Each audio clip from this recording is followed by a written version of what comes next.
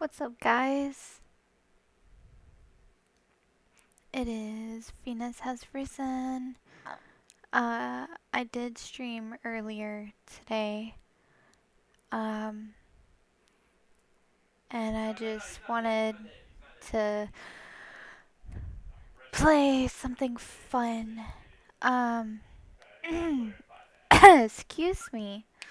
My voice keeps trying to go out, which is not good for what I'm about to stream, mind you. Um, I'm about to stream this game called I Was a Teenage Exocolonist. I streamed it a couple nights ago. It was gifted to me by another streamer named Muhalu. Special shout out to her. I would also like to give a special shout out to Luckless Monster, who gave me a sub 3 hours ago. And I got the alert that something happened, but I didn't know what it was until like an hour later when my stream was almost over because I had a tab.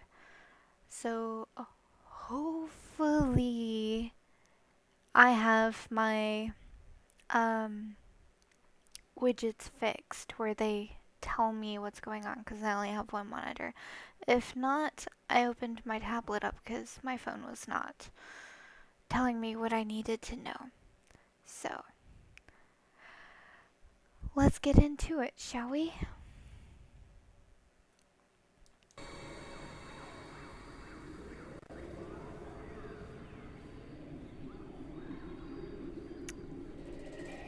There we go.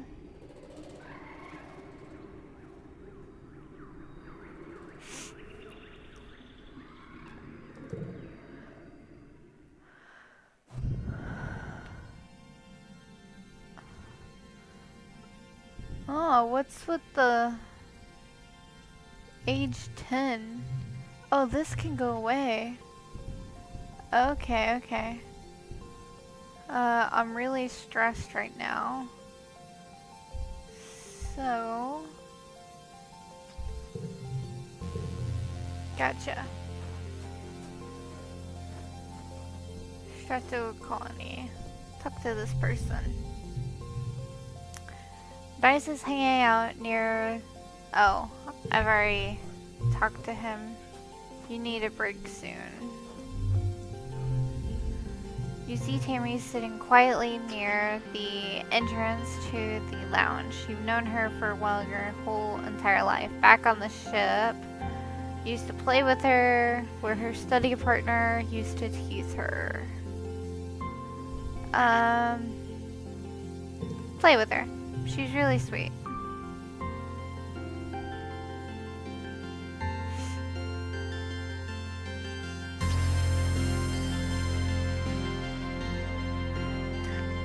Tammy had the best doll collection. After her mom died, her dad used all his nano printer creds to print her a different doll every month for a whole year. Her ears picked up when she sees you. Oh, hello, Venus, she says. Her voice is soft and dreamy, like a beam of starlight. Do you want to play dolls? I sure do. You don't think Tammy will ever be too old to play with dolls. If anything, she has even more of them now. She takes you to her quarters and brings out the entire Spacey Stacy doll collection, a disturbingly realistic baby with real bowel movements, and two super fancy posable dolls named Lily and Tilly who can be programmed to move on their own. Tammy isn't very good at the programming, so Lily and Tilly just roll awkwardly around when you turn them on. You cover quickly by saying they must be break dancing at a club.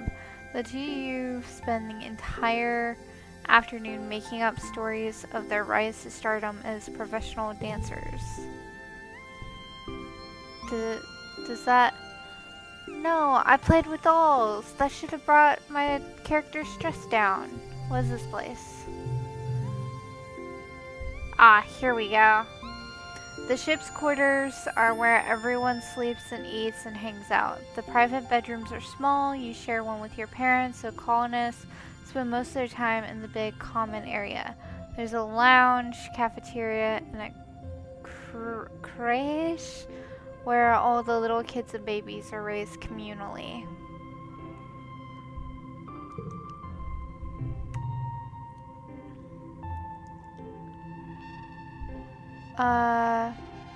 Why the heck would Mars and Dias be together? It's nice to take some time off to chill after all the stress of school and work, not to mention the mental toll of just living on this unpredictable planet. Looks like you're not the only one who needs some downtime. Some of the other kids are also relaxing in the lounge. Well, of course we're gonna join Tammy. Cal is braiding Tammy's long hair and weaving in strands of little colored baubles. This one's called a waterfall braid, I think. I saw an archive vid, but it's really tricky. He's doing a terrible job of it, his short, clumsy fingers getting all tangled in the strands. Let's see. If I had a higher creativity, I could do that one. I could make fun of them, or I could volunteer.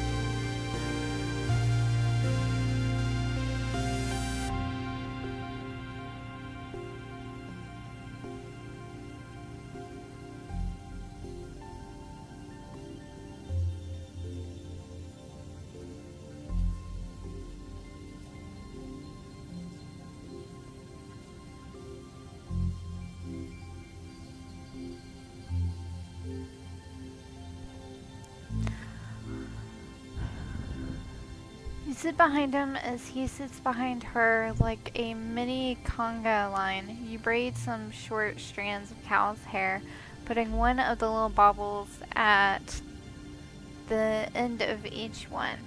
He finishes Tammy's hair. It's almost recognizable as a waterfall braid, then touches his own braid and giggles. Now we'll do yours, they shout in unison. You jokingly try to escape, but Cal sits on your legs while Tammy gives you a beautiful braid. Yes, all my stress is done.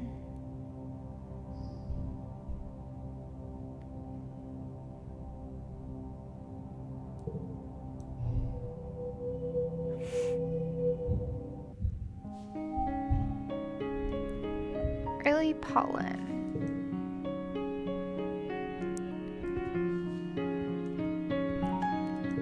Who's this chick? I don't think I've met her. Tangent is hunched over her hollow palm, frowning and poking angrily at the air. She speaks without looking up at you. Professor Howell wants us to prep a list of native flora with pictures. There should be a catalog on the colony hall in it, but I can't find it anywhere. Let's make our own list. Tangent is dubious, but agrees to try your idea. The two of you run around the colony yard, taking pictures of all the different vertumen plants you can find, making up fake sciencey sounding names for them, like Wonkius shrubbius and Purpurus gracium. After an hour, you've categorized 51 different species. Tang doesn't think it's a very complete list or a very scientific method, but she figures you must have learned something. Oh, she has a cute nickname.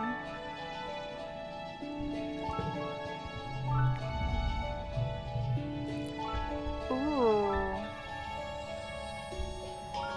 Finally! I can register for engineering classes. Heck yeah. Using Congruent's HoloNet scheduling system is almost a test on its own. You You feel like a hacker navigating the confusing interface, but manage to add your name to the list of drop-in students. You are now eligible to join Tangent and some of the older students in engineering class. Done.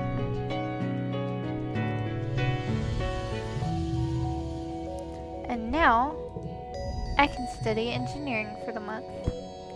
Professor Howell rubs his hands together as he waits for the class to settle down. He's in a great mood. This must be his favorite subject to teach. If biology and chemistry are the wet sciences, then engineering must be a dry one. But believe me, this class definitely won't be dry. He winks. It's weird. We'll be learning math, physics, computing, robotics, architecture, and astronomy. Tangent raises her hand. Will we also learn nuclear engineering? She asks. Professor Howell nods. Yes, at a beginner level, we'll have an overview of atomic theory and take a field trip to the engine rooms to learn how our ship's nuclear reactor works to power the colony. They have a nuclear reactor on the ship?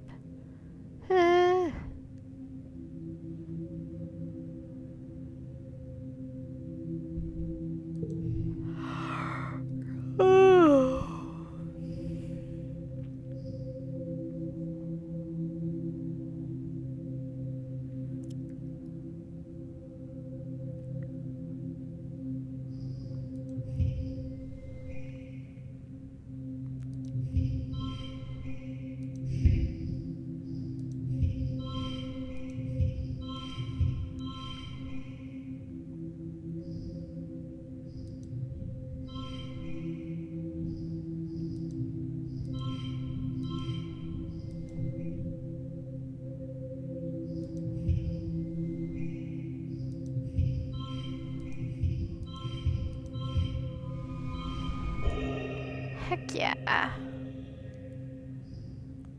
Gotta have that flush. I don't understand why that's not a 4 in the row. But, whatever.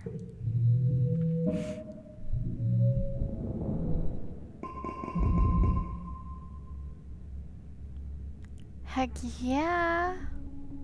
Well, except the stress part, but that's whatever. Uh-oh. You wake from an afternoon nap. You squint into the pink-tinged light slanting through the windows. You must have fallen asleep in the lounge. Tammy's shadow falls across your nest of pillows. Oh, I'm sorry, Venus, she says, giggling. I didn't mean to wake you up. It's just so nice outside with pollen sparkling in the sunlight. I wanted to open the windows. You rub your eyes wearily. You were having the weirdest dream.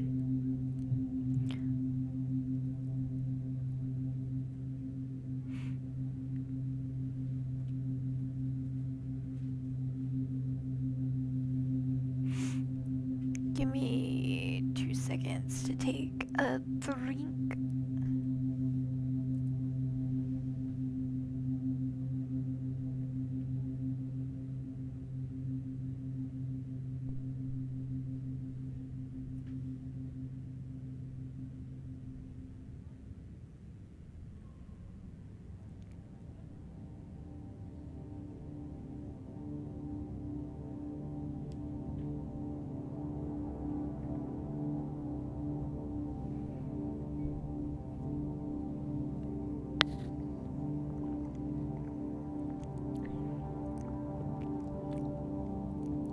Since you're awake, you should visit the cafeteria. Antecedent is making a new kind of candy. She says it's made of cotton. Isn't that weird? I have to go tidy the creche first, then I'll meet you there. Save some for me, okay? Tammy skips off to the creche, humming to herself. Go get that free candy. I don't want any candy. Free candy. Oh, she's pretty. I haven't met her before.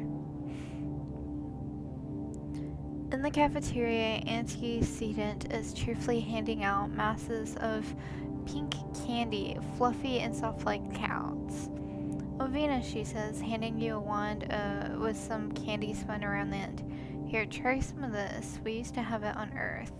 You pull off a piece and give it a taste. It's sweet at first, then it's so sweet at first that your mouth puckers. You've never tasted anything so sweet and so real. It's not at all like the soy sweets that the kitchen nano printer can make. It melts in your mouth, leaving a gritty residue on your tongue.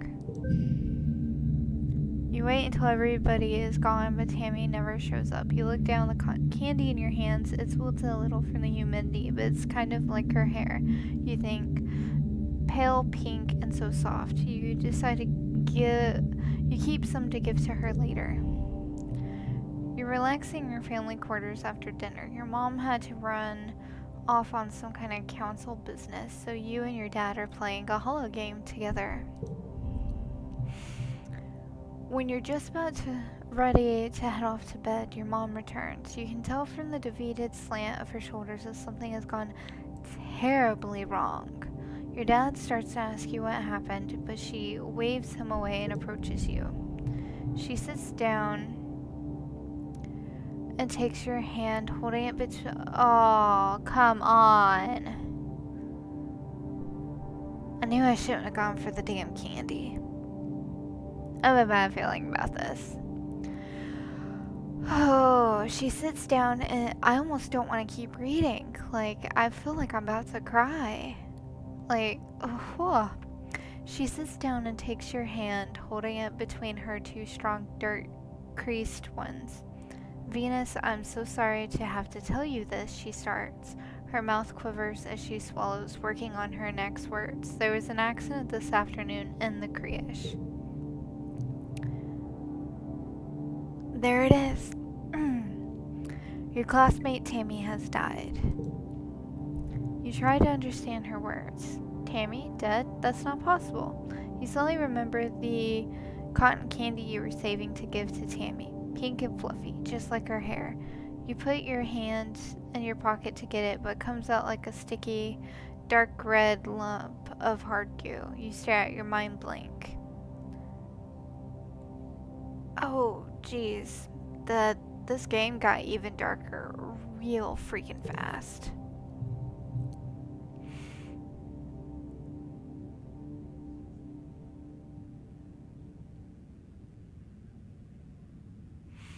Your mom tells you as simply as possible that Tammy was killed by an electric shock from a broken hollow projector.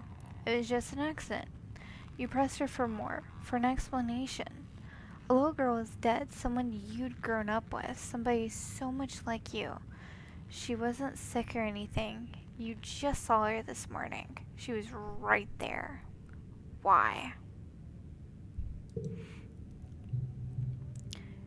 Your mom's eyes are sad when she tells you. Sometimes there's just no reason why.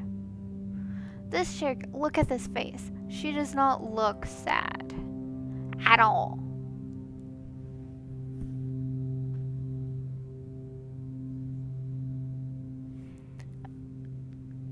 Testing. Is my mic working?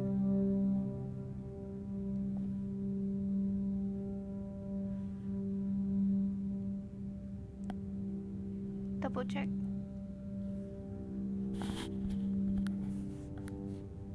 Double check.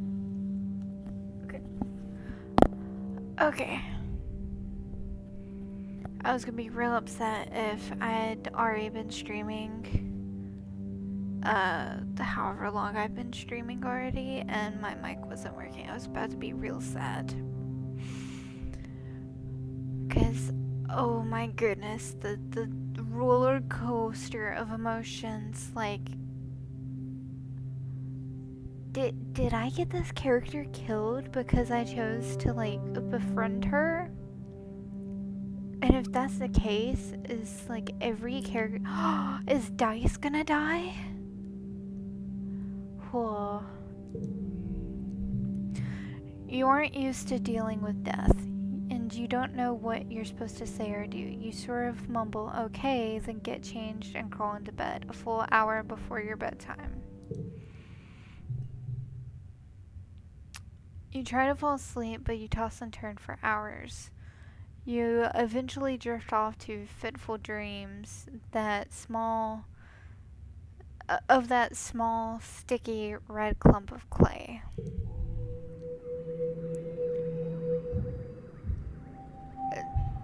Dang. That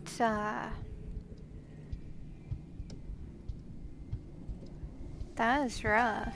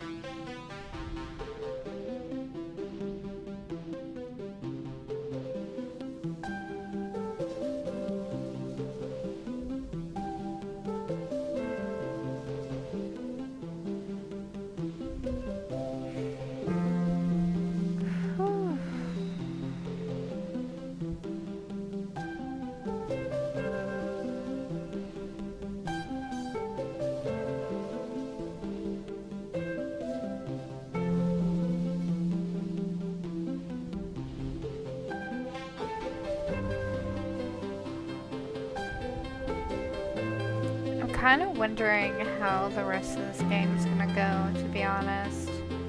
It's like, it is very, very interesting, for sure. So, we shall see.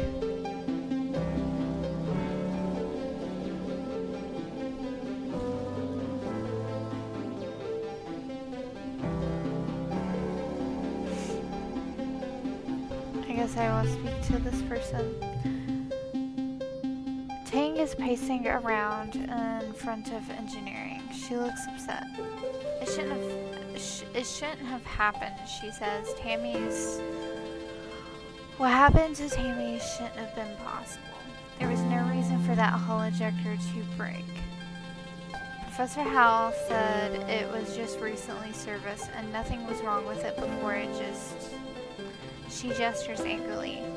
Just blew up for no reason. Nobody would have wanted to hurt her, so why? How? It doesn't add up.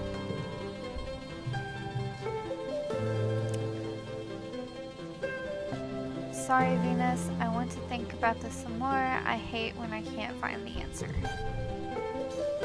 Me too, girl. Me too. You know, I've been, like, not going near the rest of this.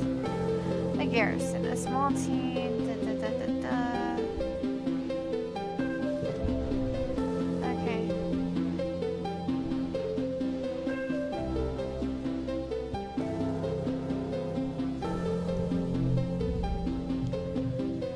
Nimini is checking rocks at Stratos, sending metallic clanks through the colony. Stupid planet, she yells. Stupid crash, stupid space station. She bends down to pick up another rock, but instead of just sobs and braces. Oh, this game is like really emotional. Stupid everything. Why does she have to die? It's not fair. Kids are not supposed to die. Holly, if you are watching this, what the heck did you make me play? What the heck did you get me for a game? Oh my goodness. All skills are reduced by 1 for 3 months because my character's in mourning, and her stress went up to 6. Oh my goodness. Alright, Dice, don't let me down.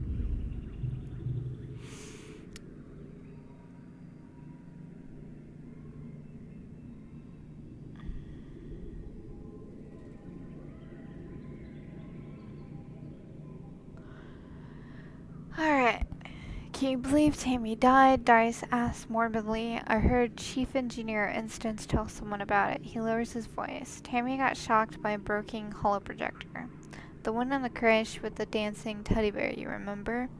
When she touched it, she got chucked all the way across the room. He makes a sailing motion with his hand, and bam, she was dead before she even landed. I could either say, wow, really, or ew, I didn't want to know that.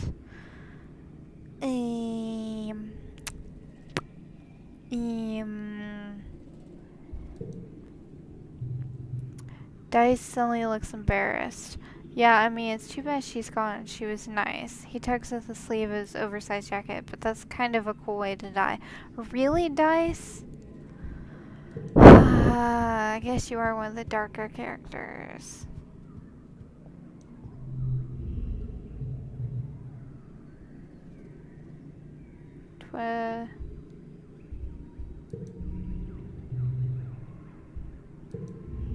I didn't even know I could do all this.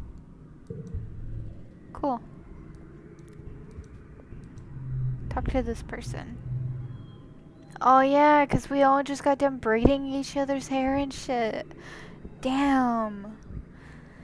That's a tough break, for sure, for sure.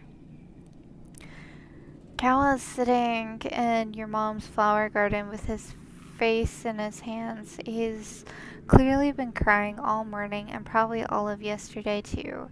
Him and Tammy were really close. Whenever you guys used to play house in the creche, Tammy was always the mommy and Cal was the daddy. Even though you were just little kids, you always giggle about how obviously they were gonna be together forever and ever, like a princess and a knight. Oh, and the joke that she could have made about them two sitting in a tree. Damn, talk about foreshadowing. I could be mean and say at least you finally left your quarters. What? No, I'm not gonna be mean. I say, I missed her too. Me too, he sniffs, looking at you. You can see how red and puffy his eyes are. Me, really, really too. Damn, just like, rip out your heartstrings. I need to start playing more Otome games. Tammy always liked these flowers, he mumbles. Sometimes I pick some for her. He runs his hands over the pretty white flowers. Don't tell your mom, okay? Dude, they're flowers. Tears well up and slowly leak out of his eyes. He doesn't even blink, just stares at the flowers as the tears run down his cheeks. You decide to give him some space. Yeah.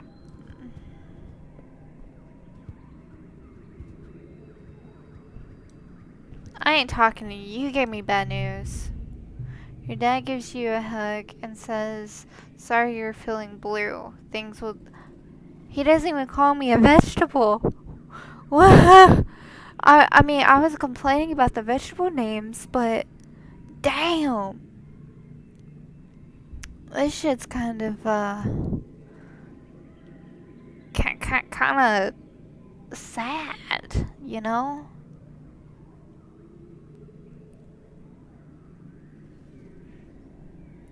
Like,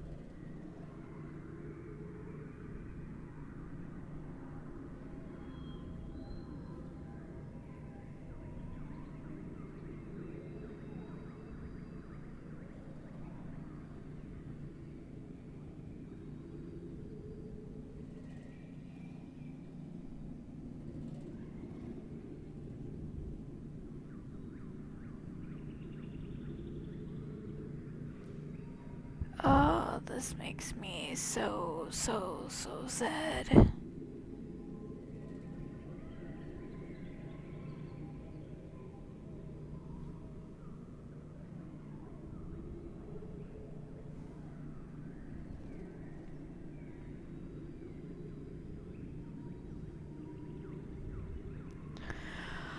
Alright, enough procrastinating. Let's face the music. Wow. Your mom pats your shoulder encouragingly. I'm so sorry, Venus. Talk about, oh, hey, somebody to be annoyed with.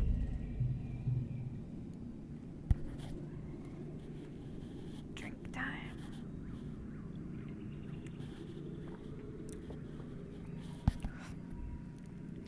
Mars is staring into space, looking somber. She doesn't even notice as you come up beside her and barely reacts when you say hello. I'm thinking about Tammy, she says quietly. She used to sit down the hill there in that spot in the sun. Every morning she'd just sit there for hours in the sun doing nothing, just being happy. You stare down the hill to the spot near the entrance to the quarters. You can imagine her there working on some little craft project, humming to herself. I miss her too. She was so nice to everybody. Which do I do? Let's do nice to everybody.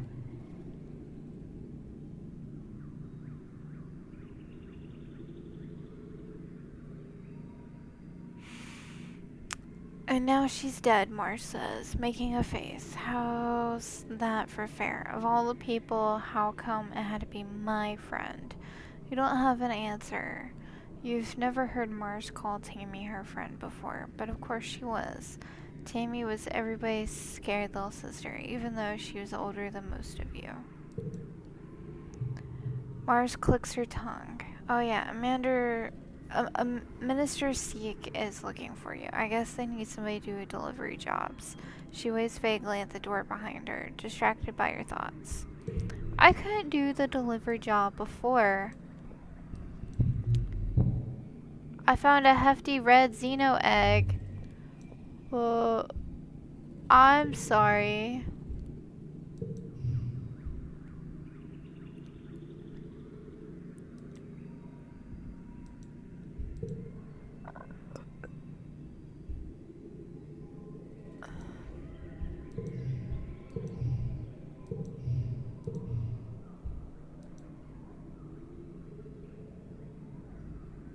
It doesn't give me like an inventory. That's yeah, see.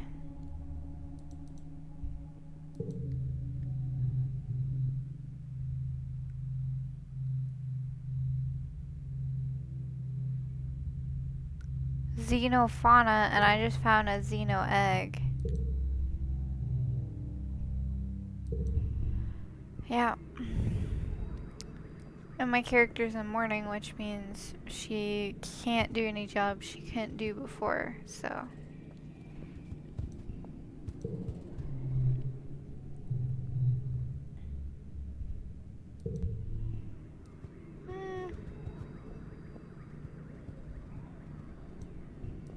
I'm gonna be productive. And I'm gonna study.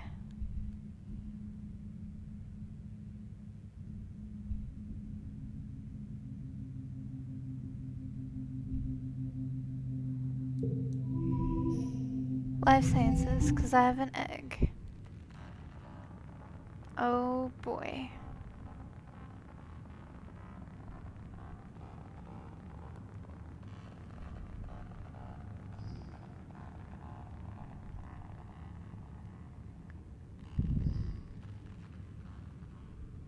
Oh, I didn't know those were things. Let's see.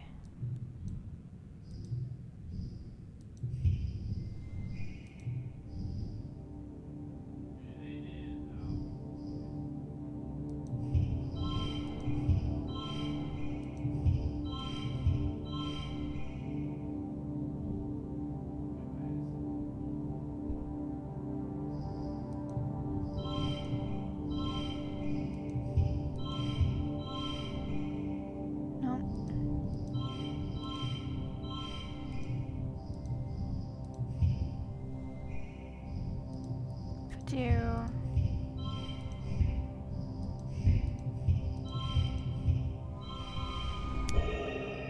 Yeah, I am amazing. Blub, blub, blub. So I started saying like blub blub blub for like mermaid stuff.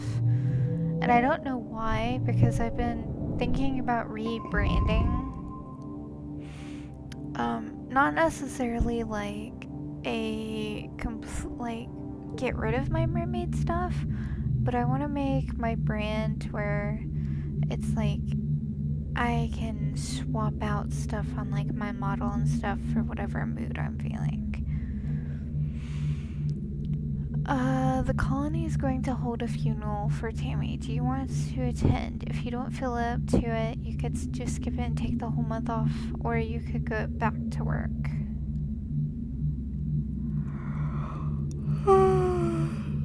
And your options are, yes, I'll attend. No, I want to group by myself. No, I'm too busy. Tammy who? Yes, I'll attend. The colonists gather in the recycling room. Bringing organics down to be recycled here is one of your chores. But you've only come here for a funeral twice. Both times the colonists passed away from natural causes during the 20-year-long journey from Earth. This is the first time there's been a funeral on Vertuma, and the first one for someone you actually knew. How big is that ship for it to be for somebody you didn't know? Like, dang. The mouth of the organics recycler has been polished and a wreath of yellow flowers placed over the opening. Inside you see a shrouded figure, Tammy's small, fragile body. Tammy's dad, Uncle Tonin, is here as well as your parents and antecedent and the rest of the council. Cal is here with his mama and her partners. R.A. crying in their arms. The room is packed with people, and the feeling of grief is so thick you can taste it in your mouth.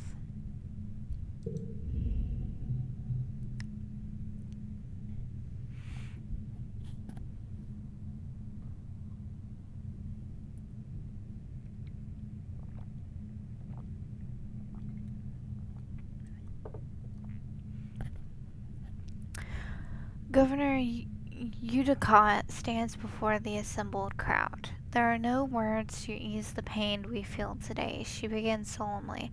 There is only the sad company of those of us left behind to share the burden of that grief. Tammy was our child, she continues, one of the first humans to be born in space, and the first to die on an alien planet. In her short life, she exemplified the very arc of human accomplishment, bending hopefully toward life beyond our humble Earth. She is the first of us who can truly call Vertuma home.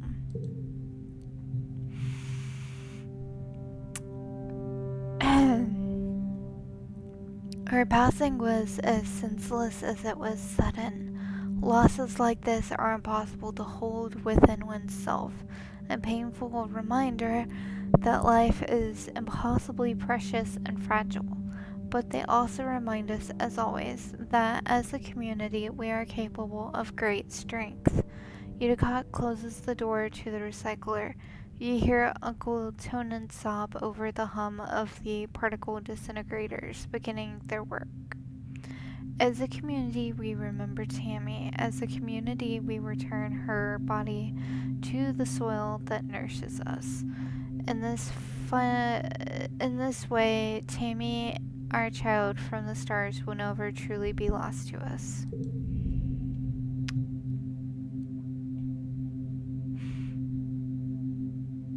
They want to eat her.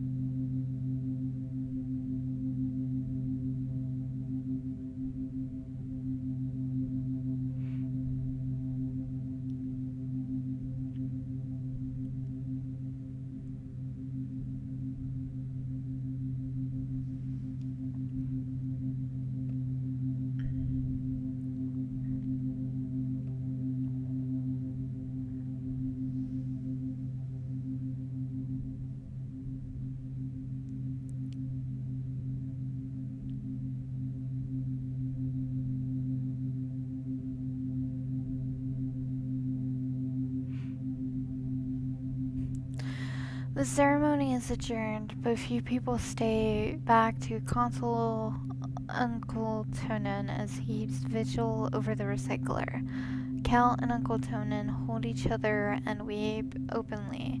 Your mom stays behind to receive Tammy's remains. As the head of geoponics, she'll be responsible for adding them to the colony's precious supply of brown soil from Earth. Your dad accompanies you out of the recycling room.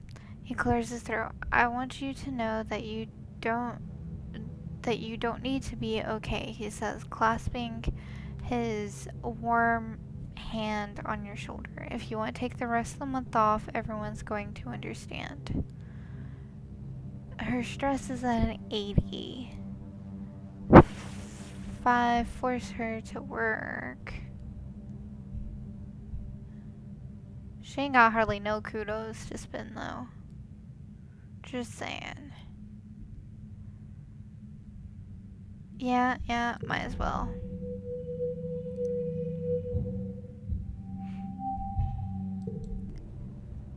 I love the little, like, animation it gives with the changing of the seasons. Minus 50 stress, she's down to 30. Still age 10.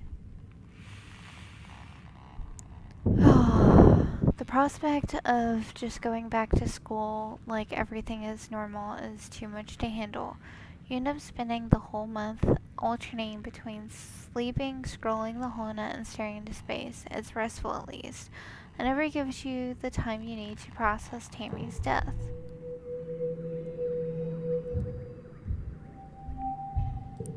Next month. Talk to Tange.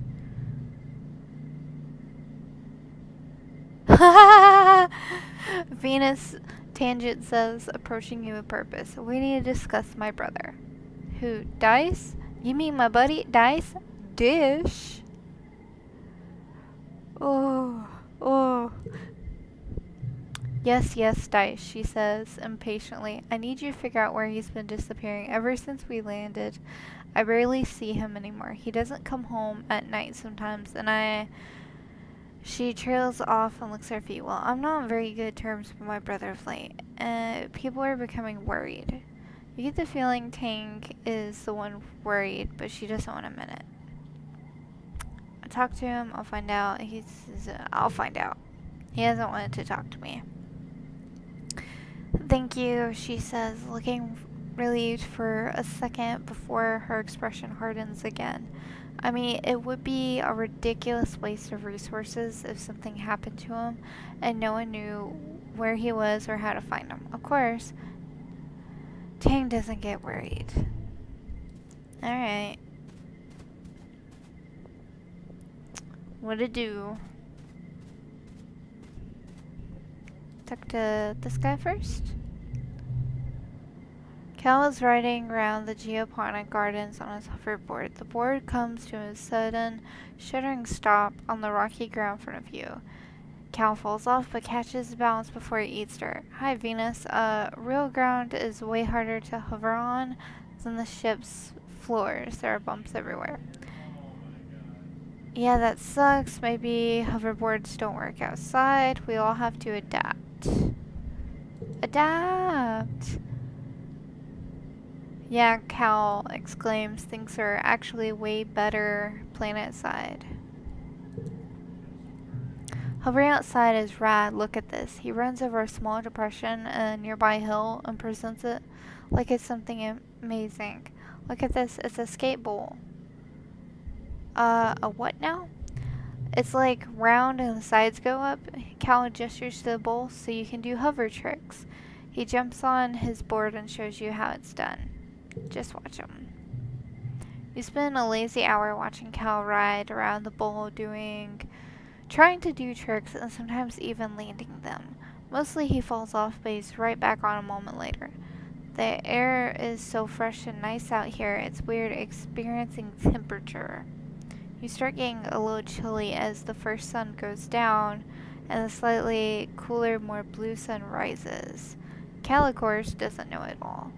So they have 2 sons, but one of them's like a different color. That's weird. Also, that begs the question: It if you take into account like the colors of fire, I don't know. I don't know.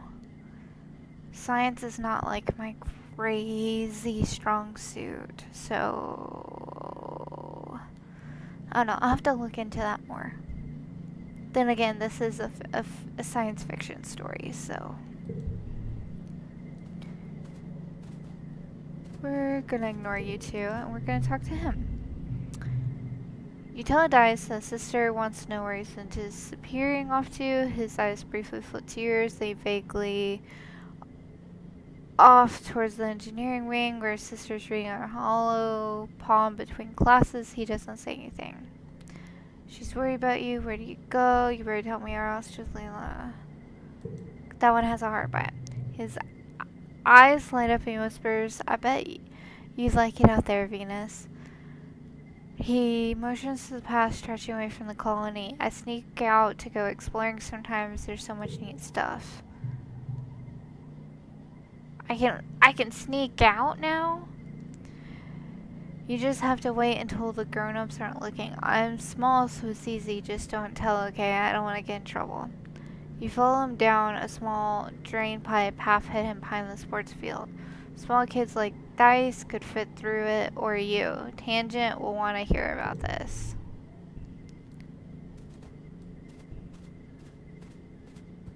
Oh no. Now I gotta put brother against sister and friend. Oh no.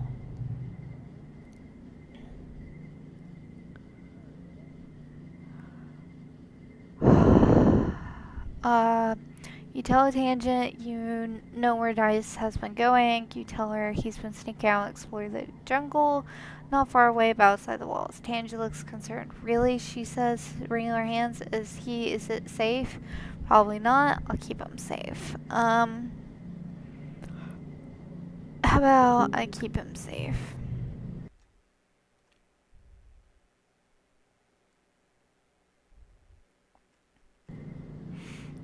She eyes you skeptically, full of offense, Venus, but you're just a kid, she replies. However, I suppose it's good to know he isn't alone out there. I think... I'm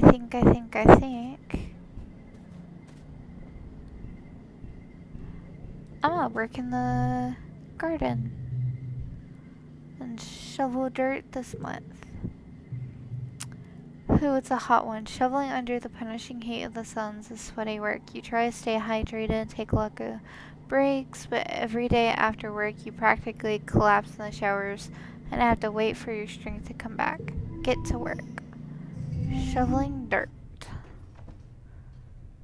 Ooh.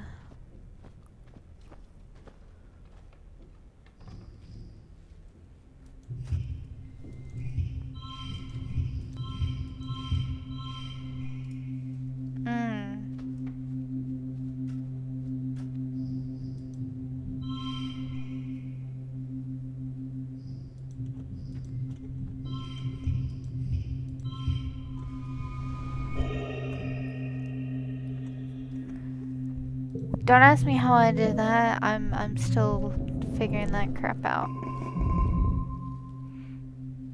But I got some toughness. And I gained a friendship point with Cal. What? It's time for Virtumalia. Utica and the Council have called a festival to celebrate life here on the planet Virtuma. Everyone gathers in the colony square, hear the Governor Udicot's speech. In Earth's history, Udicot begins, then clears her throat and waits for everyone quiet to In Earth's history, Virtuma was known as the god of seasons, change, gardens, and fruit. It's no coincidence that our forebears of the Vertuma Project chose to take on such an auspicious name in hopes of seeding the future bountiful seasons of humanity. We'll continue this tradition of Vertumala, a midsummer festival to celebrate our own Vertuma, this lush planet upon which we find ourselves today. Yawn or clap? I'm a yawn. Oh, I just gained a rebellion point. You start to tune the speeches out after that. The members of the council all get up on stage one at a time to say something. When it's your mother, her mother's name is Flulu. Flulu? Huh. She announces that tonight you'll be eating some of the very first crops grown from Vertuman soil. Your eyes go to the feast table. Aboard the stratosphere, it would have been mostly soy-based food from the nanoprinter, spiced up with what freshest fruits and vegetables could be grown in the small growing bays. This year, the Earth's plants looked even less robust than usual, but they're supplemented by Vertuman plants you've come to appreciate. Juicy Watato pods and slabs of edible fungi. Udicott takes the stage after everyone on the council said their piece. What is a festival without festivities? Professor Howell and Security Chief Rhett have organized a 3-part competition for the kids. Good luck, children. Which one do you join in? Bot wrestling, talent show, science fair. I'll just watch. Competitions are dumb. So apparently I'm not creative enough for the talent show, but I am tough enough for the bot wrestling and reasonable enough for the science fair. Let's see. Reasoning. I'm gonna go with reasoning, because that's what I have the most of. Tangent competes, of course, entering her study of the ship's hydro-recycling system. It was previously used to make urine drinkable, but she offers that it could be now turned to new systems. Despite how many times she says the word pee, it's still boring, but she puts a lot of effort into it. Your turn to go next. The judges are all very interested in what you're bringing to the table to compete against Tangent. Ooh.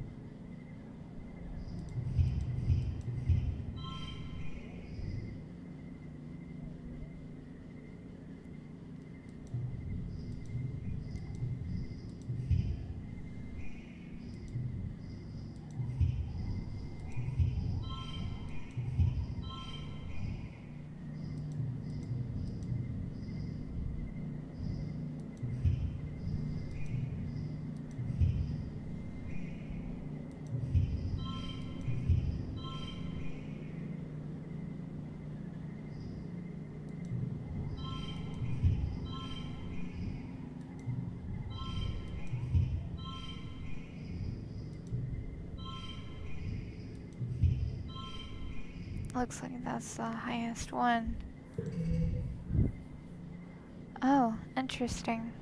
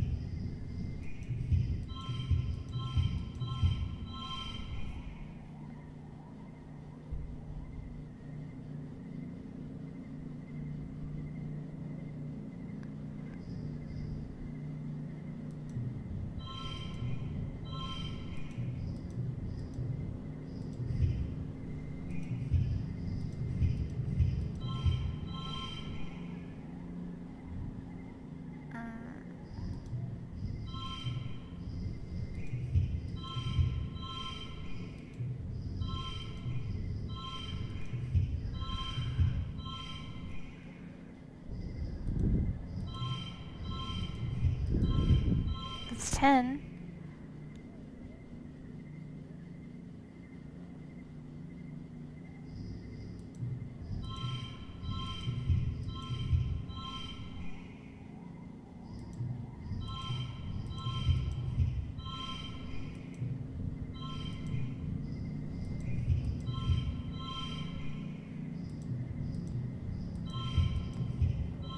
It's 12.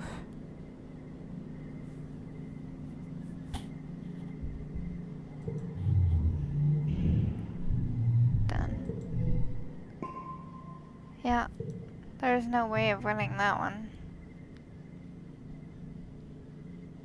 Baking soda volcano. Oh, I should have gone with the bot wrestling.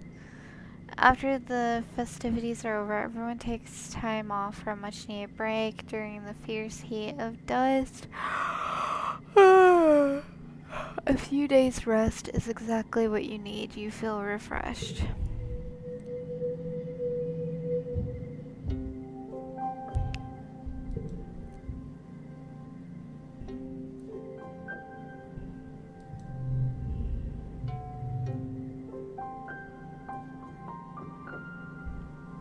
Aww. Cal looks up at the sky, shading his eyes. I wonder when it's gonna rain again. The heat doesn't bother me none, but after a while the plants are gonna get all toasty. Found something you might like or done. Aww, I don't get to keep it. Okay. Is that an alien egg?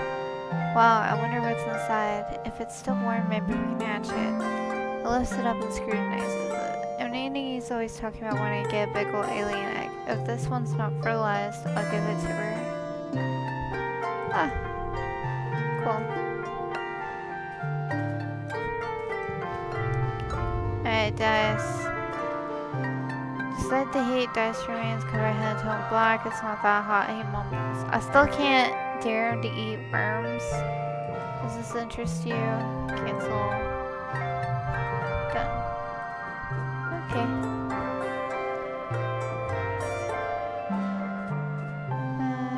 Oh, this person's got something to say.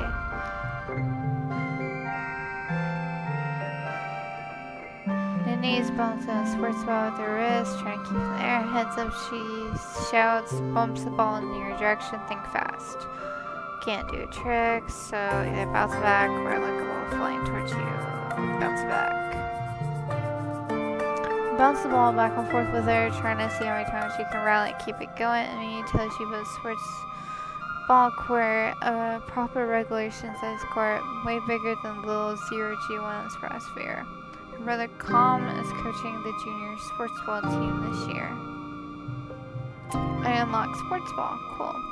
He's so great. He's good at everything, especially spiking. He's coaching me how to play awesome like him. You should join us. Doesn't mean if I go over here, I can... Ah.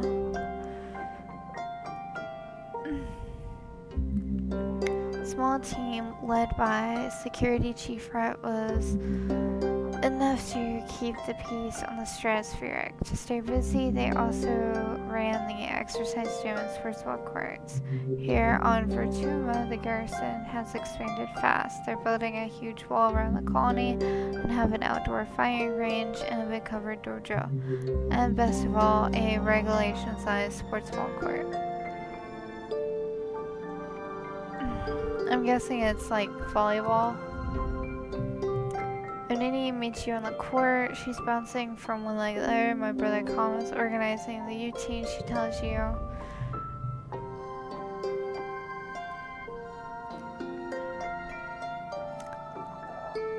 He's kind of cute for a character. I like the colors of this game. They're like when it's stationary like this, it's very pretty. Umbucha offers you a high five and greeting, then tosses a sports ball your way. I was right, it's probably volleyball. Or maybe basketball? It could be. Let's start with the excuse me. Let's start with a practice game to see what you're good at. You and any of your team captains pick your team.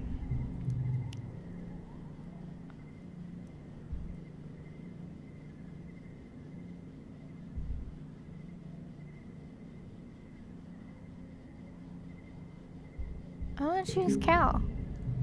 And if I play goalie, sports is fun, but I don't really like to score against their team.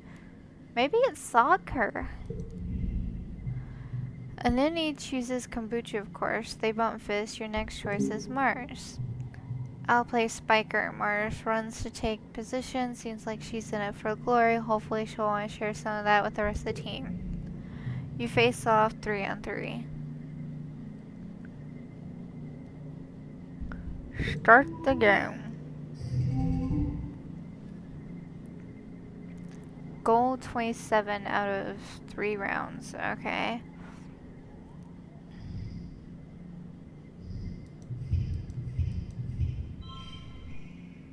That's 6.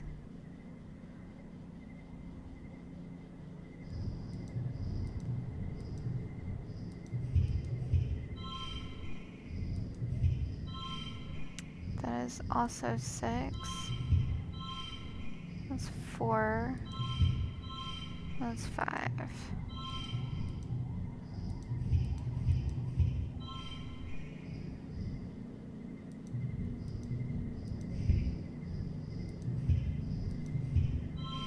And that's 8.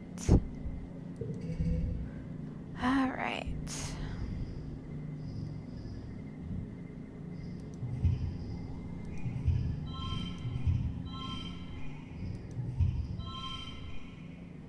That's 7.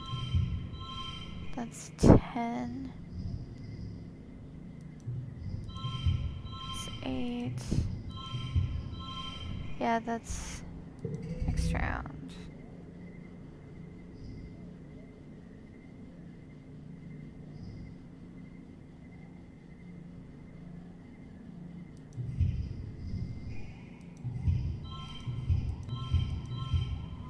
It's 9. Win.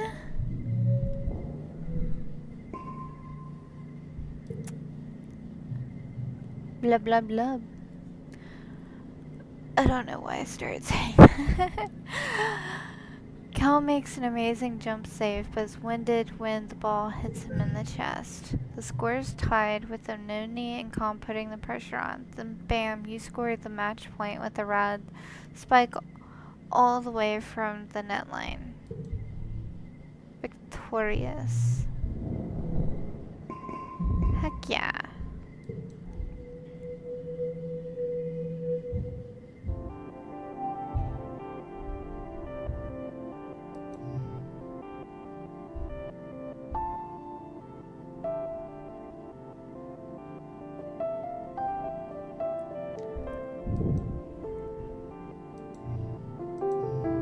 Still age 10, my toughness went up a little bit. Perception. I got a little bit of engineering in there now. Awesome.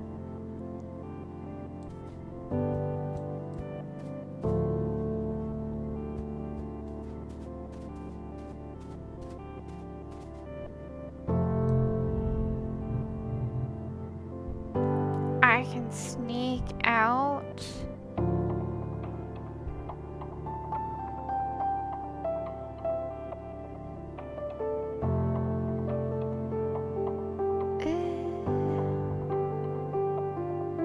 I really want to, though. Let's do it.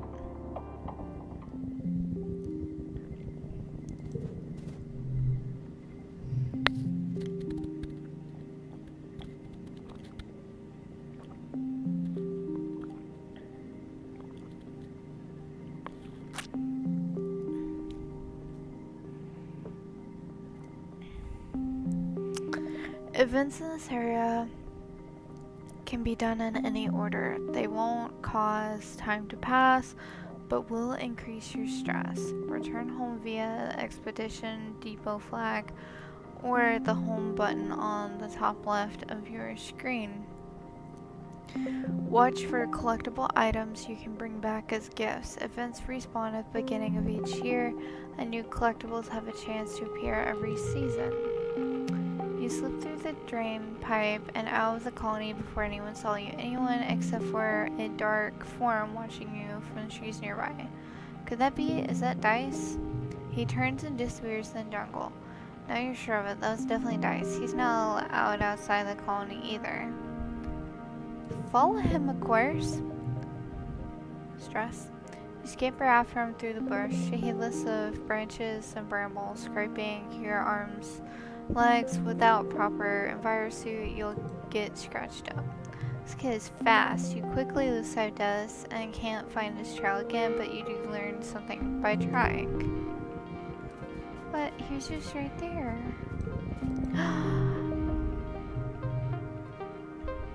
Animals challenge.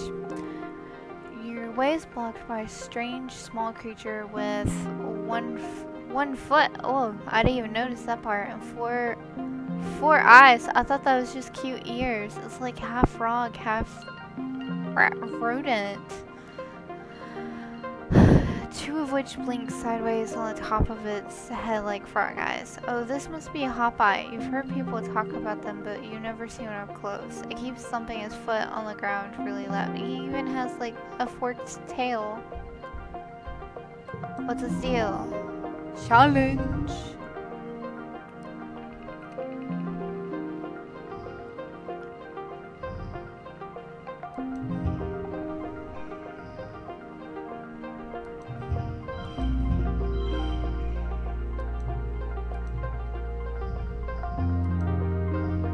Alright, that's 5. That's 5.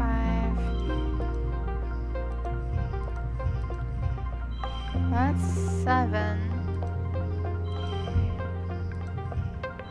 That's also 7.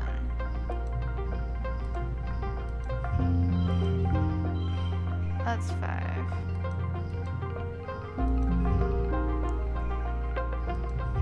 That's 3. That's 4.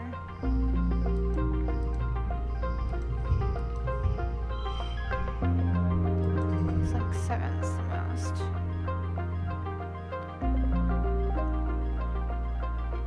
So I got 4.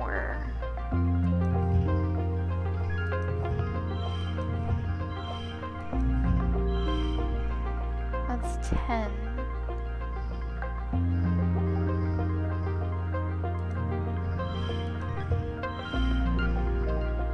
That's 8.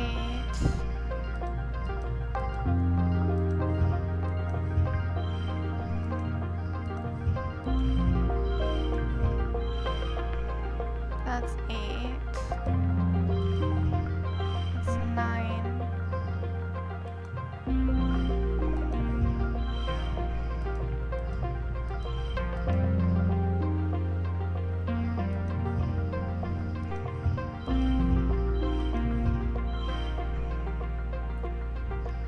That's 8. That's 6.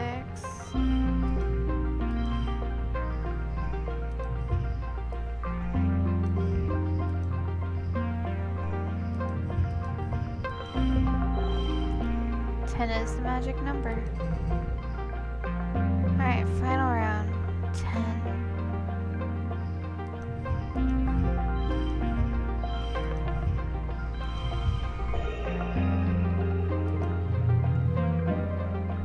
Heck yeah.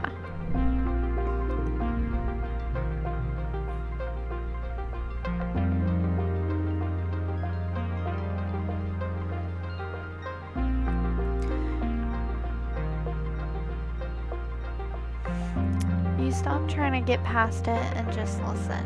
Oh, you can hear little squeaking noises from nearby. It's probably warning you to stay away from its nest. You carefully avoid the nest while speaking in soothing tones. The agitated little guardian titters warnings at you, but eventually lets you by.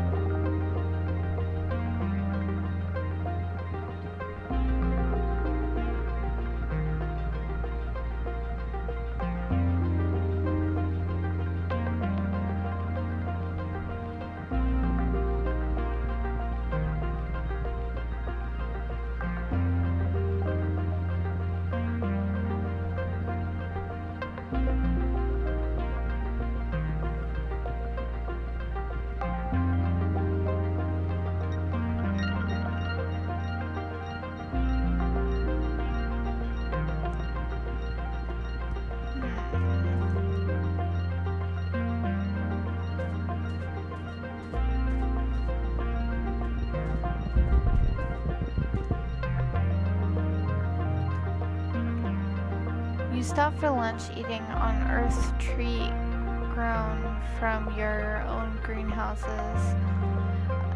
Okay, I completely butchered that sentence. You stop for lunch eating and not on an Earth tree grown from your own greenhouses. A watermelon, nice and sweet, like a more solid Watato pod. You munch away, spitting out the seeds. Practice spitting out the seeds.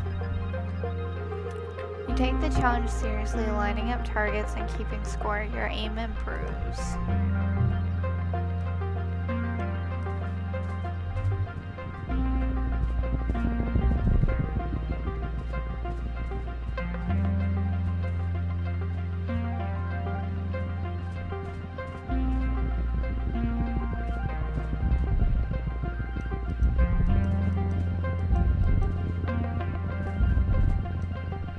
Go ahead and return back to the colony.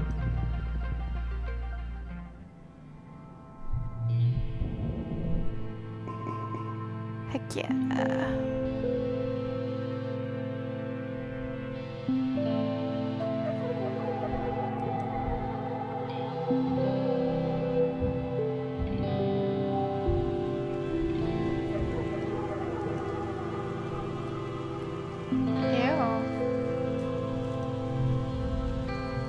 Tangent is watching a construction crew building scaffolding for the new engineering pavilion. They're using mushwood, which is so light that one person can easily lift a 10-meter pole and stack it in place. She points for them. Human beings are so great, don't you think? Before we landed, this was all dirty jungle. Now it's civilization. I've been learning about adaptability in writing in biology class. The book says it's what sets us apart from the animals. Like, we don't need fur because we can make warm clothes, and if it's too hot, we can make air conditioner instead.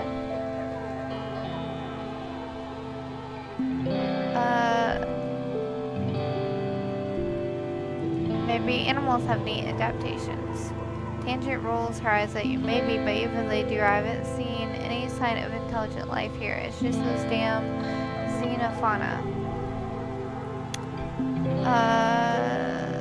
Some animals here are so smart and friendly.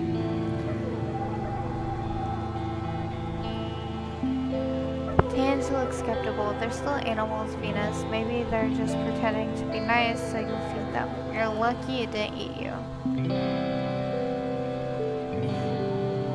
She folds her arms. Dwarf moths look cute, but they can eat through a bag of rice in less than 30 minutes. Even an herbivore can be dangerous here. It doesn't have to want to eat you to be able to hurt you. Together you watch as the foreman puts the blueprints for the scaffolding onto the floating screen for hollow palm and raises it to scaffolding and check their progress. I'd like to see an alien do that, Tange says primly. Humans look defenseless and weak, but we're the strongest species in the galaxy. Who else can literally bend reality to their will? Not a super alien, that's for sure. She puts one finger to her chin. I'm living proof that humanity is greater than our biology. She says, all of us are, really, with our genetic enhancements. We're the next step in humanity's evolution from great ape to galactic superspecies. Oh, I just realized something. Her hair is kind of like a double helix.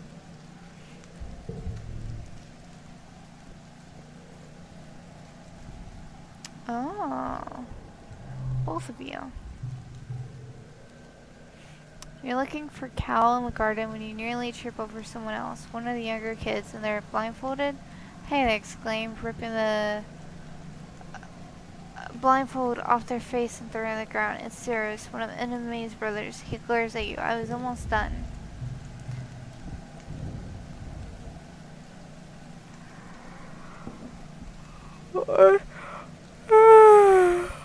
Oh no, it's playing rain sounds. They're just trying to make me sleepy.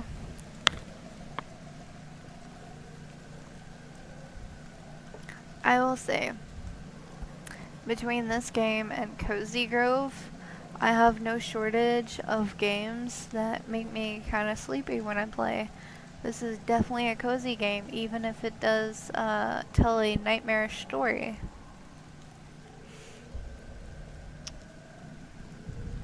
So, kudos for that. Cal jogs over and grabs Sirius in a friendly headlock, ruffling his messy red hair. Dude, you were so close. Sirius stamps his feet and complains that you got in his way. It's not her fault, Cal says. She didn't know we were playing a game. Give it a second. I want to teach her how to play.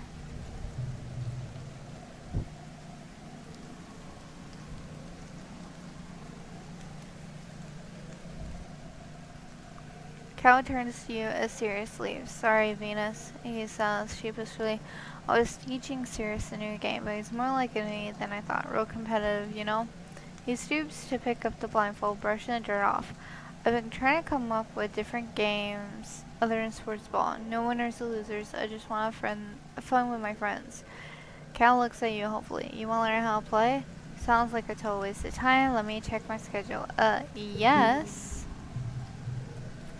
Cal's smile looks like it's gonna stretch right off his face. Radical, he shouts, jumping up and down with excitement. Okay, so first put on the blindfold.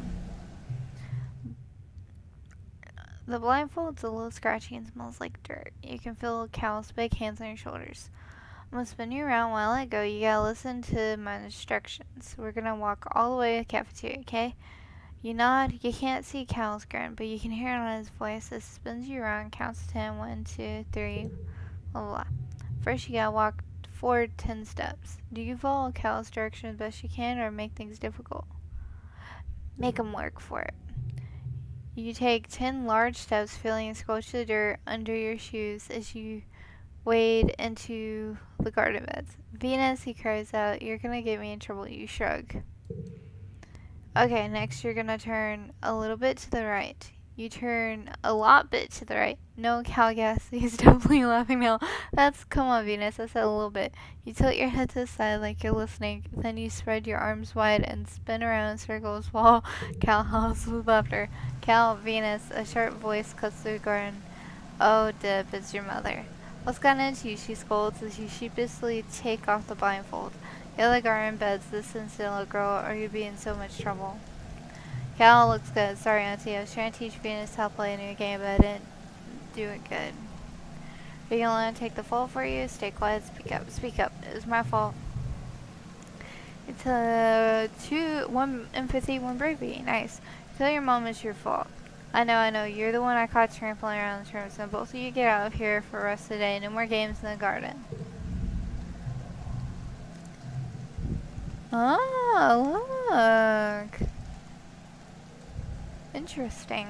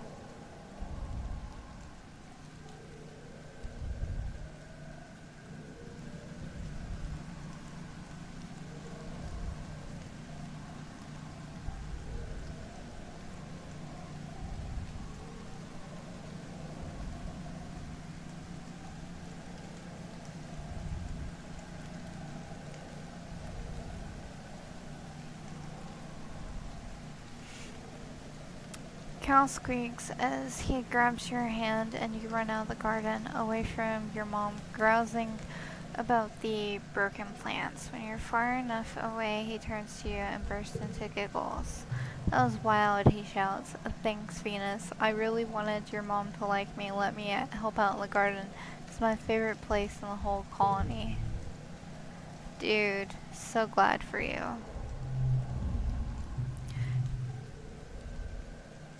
Dice is sitting in the grass near the gates and laid out in the jungle. He's staring at nothingness picking absentmindedly at the weeds. He pretends not to notice.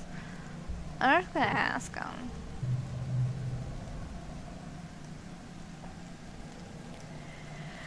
Dice glances at you. He sees your look of honest concern, which seems to make him angry. He frowns in disgust. This is such a stupid question. Why do people keep asking me that?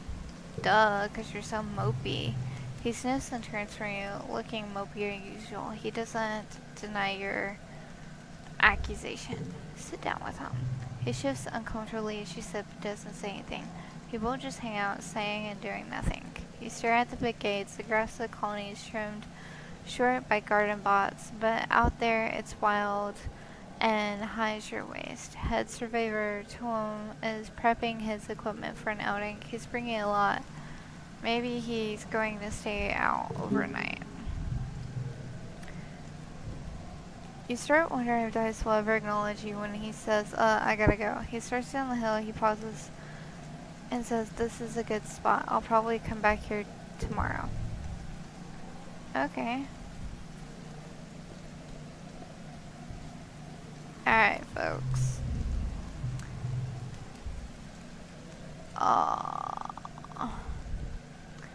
Stardust, that's a better one. Your dad is completely drenched from seasonal rains, out in the fields from an east for a shelter. Hey, Stardust, what enough for you? How do I get animals?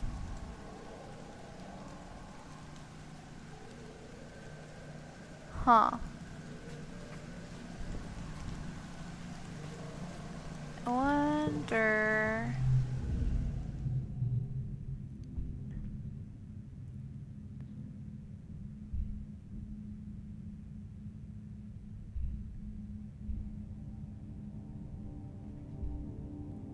do this one. You each pick a native vermin keystone species and prepare an hour-long presentation to the class. You pick the float cow. Cow is excited. He was going to choose the float cow too.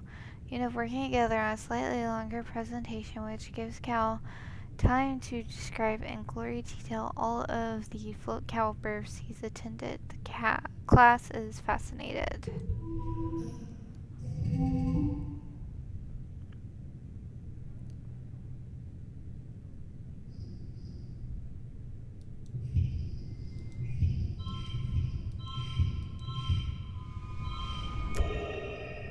Heck yeah.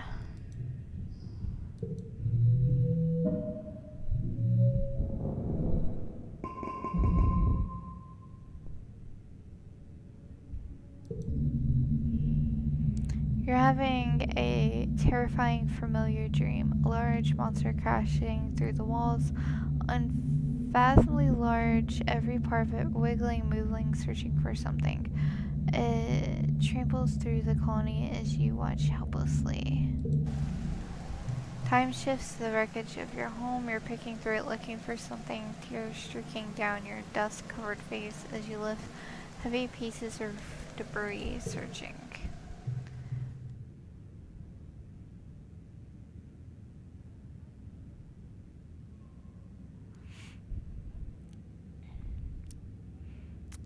You wake up shouting no, but your voice is drowned out by a deafening rumble from the skies outside. The bedroom window is covered in water. It's pouring from the clouds. You guess this must be rain, but you've never experienced it before. There's a bright flash from outside, then another crack and rumble, thunder. It must be a thunderstorm. It's still the early hours of the morning. You're already forgotten your bad dream, but you're too unsettled to go back to sleep yet. The rain beats down the roof of your quarters, joined now and then with great peals of thunder like footsteps of an angry beast. Hide under covers, play outside in the rain, go to your parents. Play outside in the rain. Aw, heck yeah, rebellion and less stress? Let's go.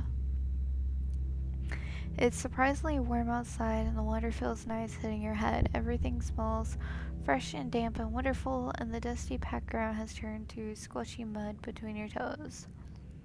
You don't go too far from the door to your guest quarters, or you don't go too far from the door to your quarters, but it's exciting being outside in the dark watching dramatic streaks of lightning arc down to the hills beyond the colony.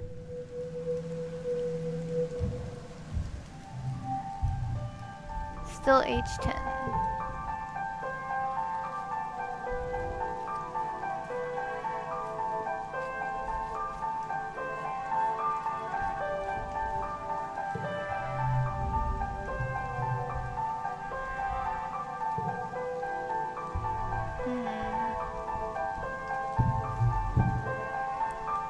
I harvested a piece.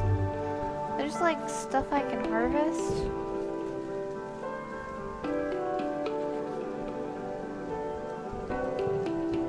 Check this. Oh, I can make deliveries now. Hell yeah.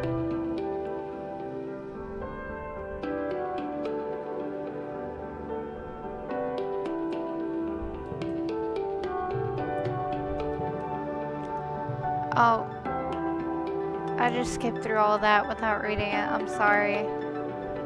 Basically she asked what makes me good for the job, and I said I can carry a lot. Lucky for you, you're the only applicant this week. You've got the job for now anyway. They use their elegant stylus to note this on their holopalm. Come back in a few minutes and you can help make deliveries. Yes, there will be kudos in it for you if you do it correctly. Done. Talk to this person. Oh, hi. Marzipan. Her full name is Marzipan. I thought her name was just Mars.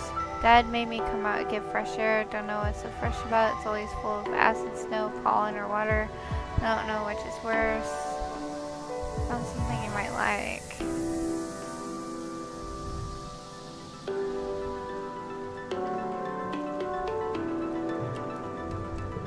Might as well. Oh, she did not like that. Okay. And I lost it because I decided to be nice and give it to her. Let's start being mean to her. Holly was right.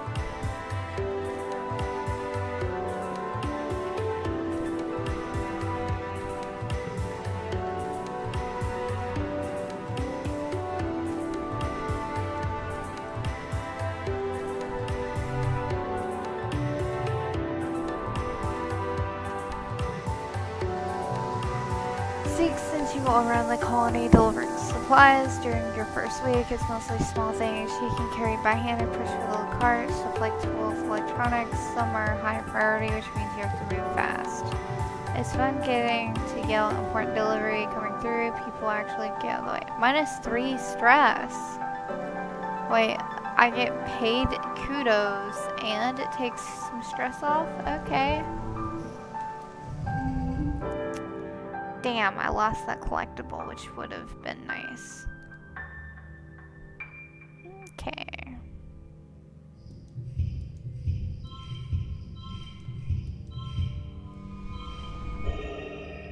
Heck yeah.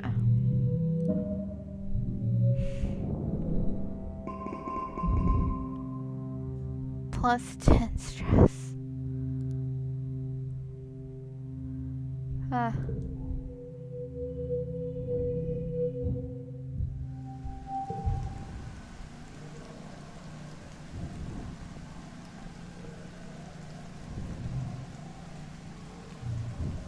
Wait.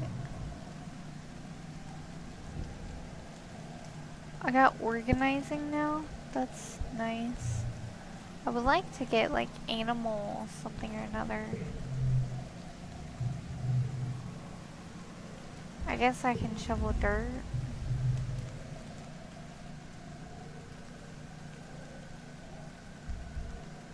You join Cal at a particularly fragrant pile of compost. He's trying to use his hoverboard as a wheelbarrow, carefully pushing the compost into the pile. Don't you just love this? Cal asks excitedly. Your hoverboard? Yeah, it's cool. Dirt? I guess it's okay. What's these stinky rotten fruit scraps? Dirt? It's okay. No, I mean just this. He waves his arms, dust encrusted up to the elbows to take in the entire house.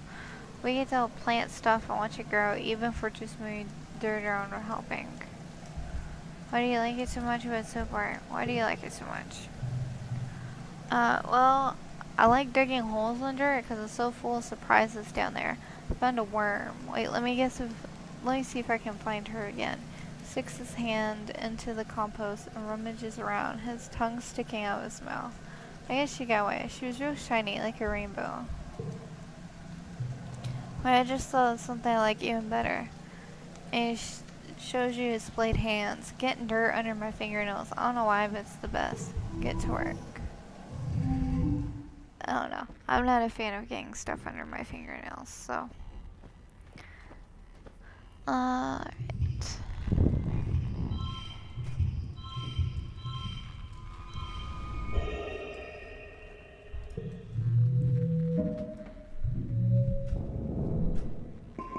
Plus 15 stress. This girl's at 82 stress. I'll go back to doing the other thing. The days have been getting shorter, with only the yellow sun barely skimming the horizon. One morning you wake in the darkness and have to check your holophone to know what time it is. You see a hollow stream from Mars. Good morning, all my pals, if you can even call it morning. The new glow season, cause like everything's crazy glowing out here in the dark. I'm staying the heck inside for the next month. What's the point of even going out if you can't see anything? It's gonna be a long month. No, it looks cool out here. Peek out the window. The wormhole is the biggest you've ever seen it. Like a massive fairy ring in the sky. The planet must be very close to it now. Out in the jungle, something new is taking place. The plants are flowering, glowing iridescent blooms, and everything's full of life. There are strange new sounds, long hooting calls, and gurgling roars. After Mars' message is a note from the cow. Council warning everyone to stay safe inside. Tammy's down the other survivors have called back for the gates are closed for the month. There's tension in the air as if everyone's waiting for something. But it's so pretty out. Oh. Oh, wow. Oh, this is... Not gonna lie, I like this. Let's see what the options are for this. Nope.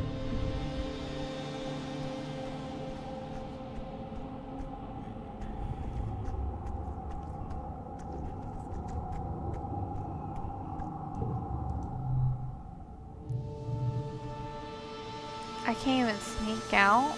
Wow. Wait. Can I view the bestiary?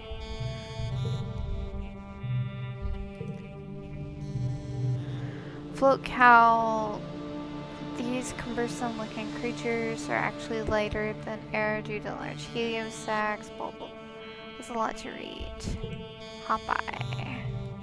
New creature, 2 sets of eyes. Oh, they're small warriors. That must be that, like, frog mouse looking thing that I found earlier. Manicore.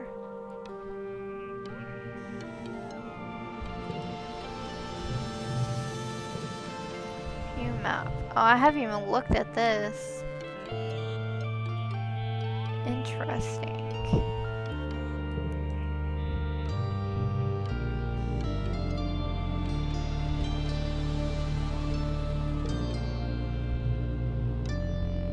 Why do they have that listed twice?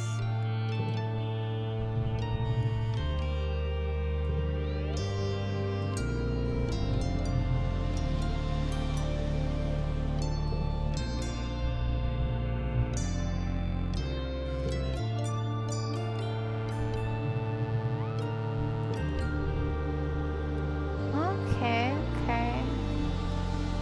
Damn. Talk to her, she isn't.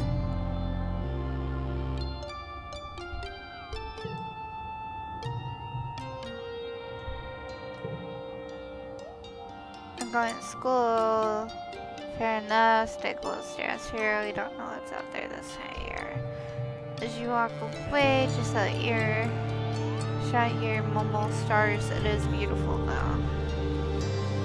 Yeah, yeah, this is freaking gorgeous.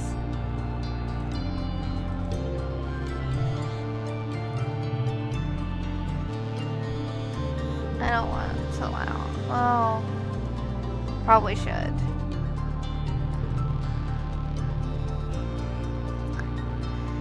Nestle off the cushions, close your eyes, listen to music. You have an archive over 100 years of music to choose from, but still you wonder what new songs they're writing these days.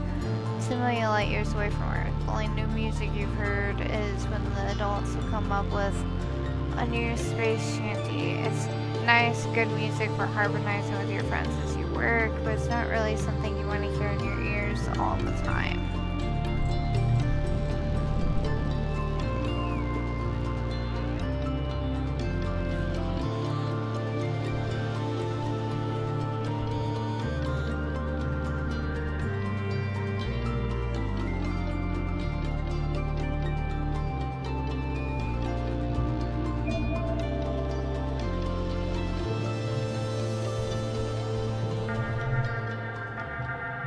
It's daytime when the emergency siren starts up. Well, what passes for day? It's still nearly pitch black except for the eerily green twilight glow on the horizon. You look toward the gates, they're open. Wait, they shouldn't be open. Holy sh... The alert blares out of every speaker in the colony. It's the same one you use for whole breaches and fires. In Space Emit, you were supposed to go to the nearest emergency shaft on a spacesuit. Over Tuna means to go and simply point and wait for instructions. The closest assembly point is in the creche, children's creche, but from the opposite direction you hear shouting and loud pop noises. Gunfire. The colony under attack. Help hide in the creche, help fight. Well, yeah, I'm gonna help fight. Plus 20 stress, plus 5. Try your best to be brave and fight back. You first dodge some helpful grown-ups who point you back to the creche, then you head outside to get your bearings.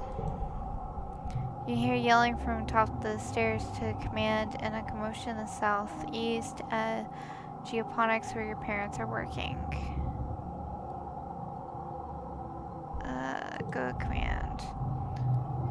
Oh, jeez. That's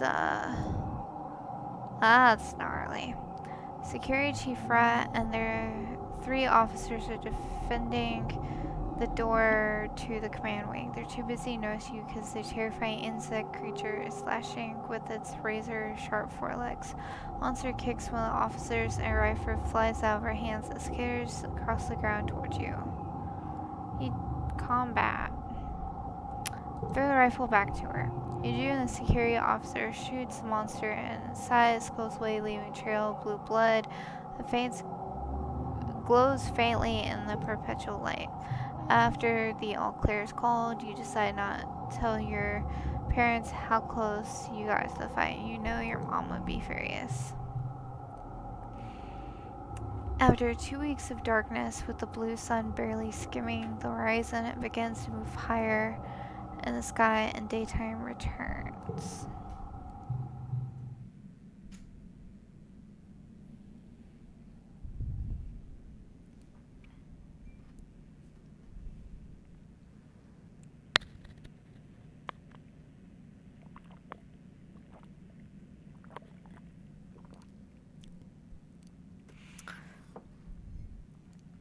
The council admits they don't know how the gates were opened or how the creatures got in. Some of the attacking creatures were once thought to be docile, others were species no one has seen before. It was something had driven them to assault the colony. At least nobody was killed this time.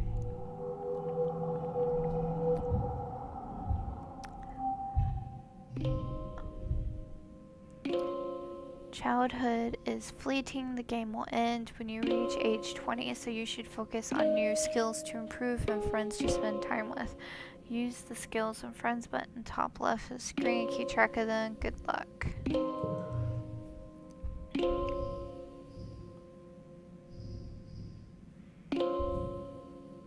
Okay.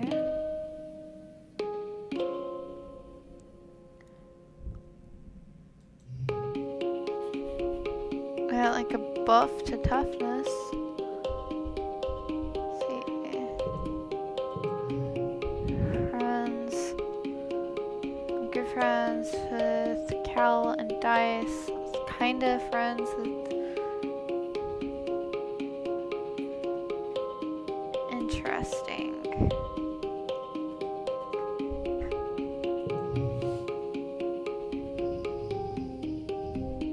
I have gear. Oh.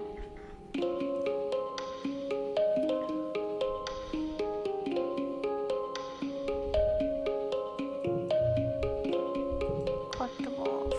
Nothing.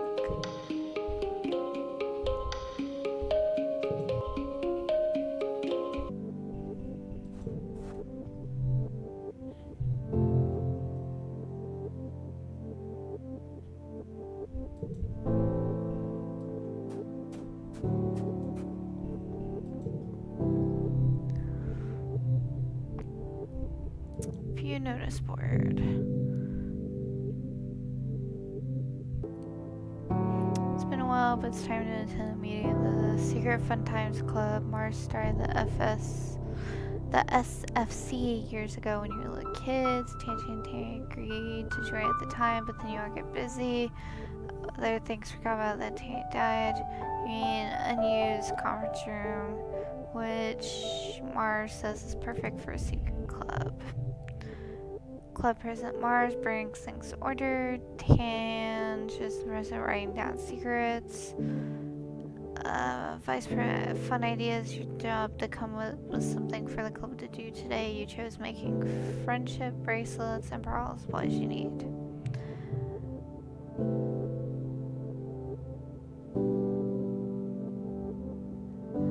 Today we're gonna make friendship bracelets, and I have an even better idea. We're gonna sell them to people for kudos. That isn't really how kudos is supposed to be used, but Mars is hard to argue with sometimes. The three of you spend time braiding bracelets out of recycled bits of wire, bright plastic packing straps. Your hearts aren't really into it though. All three of you know that Tammy would have been much better at this. Making friendship bracelets was one of her favorite things. She's always given the people and didn't expect anything in return. Eventually, Mars, who calls the meeting early, she takes all your mishappen bracelets and look at them dubiously. I don't know if people want to trade their kudos for these, but I'll do my best. I'll put the kudos in the club treasury. Meeting adjourned. Yes, Tangent, you think Mars is actually going to sell them? I think so, but the club doesn't even have a treasury. She'll probably keep the kudos for herself. She doesn't seem to care. Get to work. As you get older, challenges can have conditions. The challenge suite determines what conditions can appear, which decks will work best. Try to collect social yellow if you want to win battles for social, empathy, persuasion, blah blah blah. So that's locked, so I can't.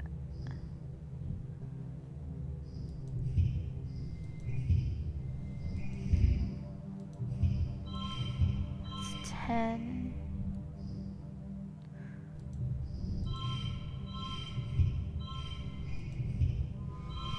There we go. Hell yeah.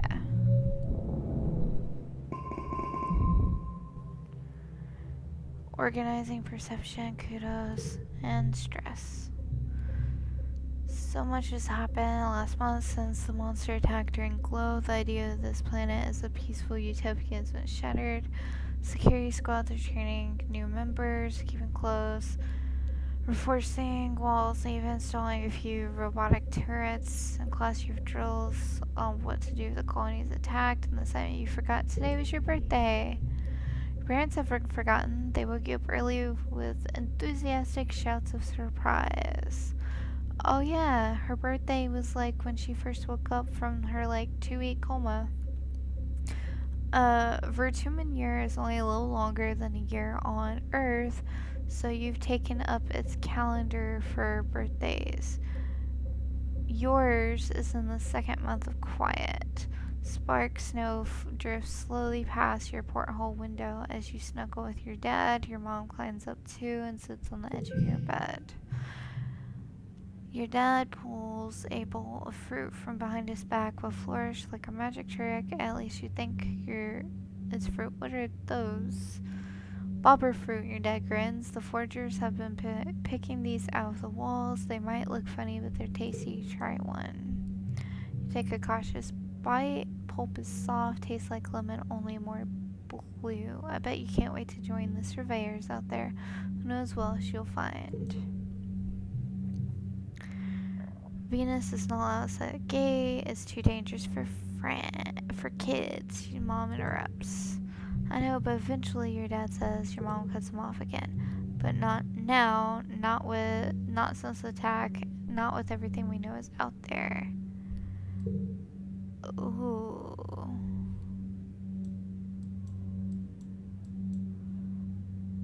I helped. I was a hero. You knew about the monsters when the attack was here. I was a hero. Don't even start. You should have been a crush with others, now putting yourself in danger. You don't get it. Your mom wasn't a fighter back. She was a fighter too. Such a hypocrite. Even still, it's clear that everyone should know how to defend themselves if it happens again. To be clear, this includes knowing when to run away. Chief Rat is offering self-defense lessons, you know, even for kids if you're interested. Finally!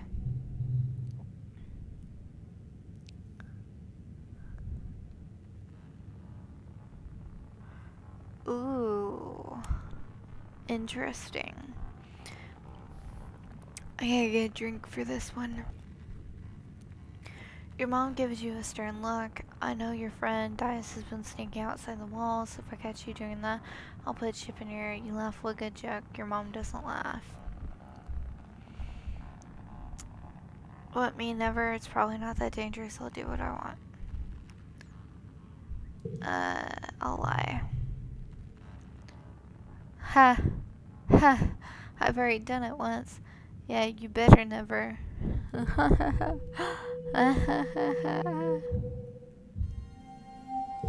Next month.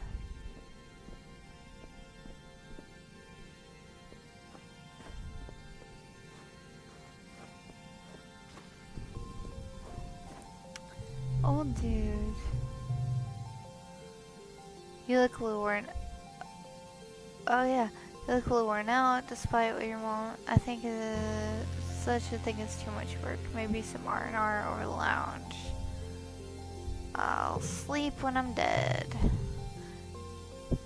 The buzzberry did not fall from the vine. You and your mom were saying. Just promise you'll take a break before it gets to that point. He called me a buzzberry.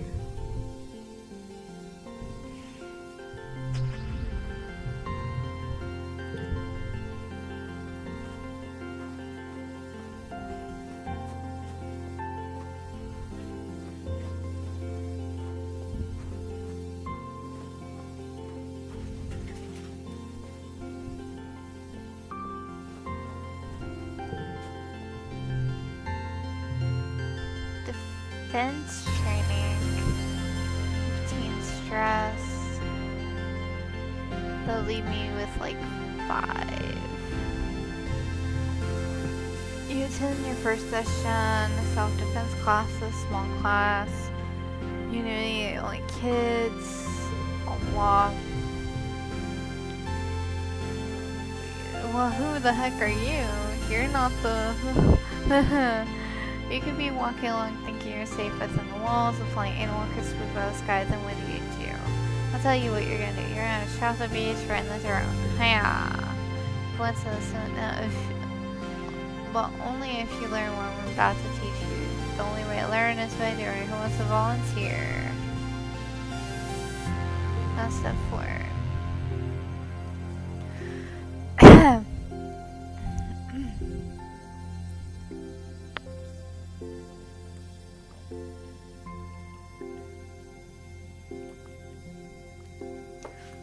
The security chief doesn't scare you or show you pretend. Rhett is the biggest adult you know, he's so intense.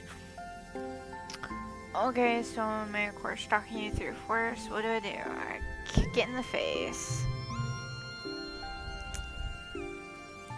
Try and kick Grunt as he approaches. He easily grabs your foot, flush you in the mouth. Wrong. Use your brain. The first thing you do is call for help. Then you run.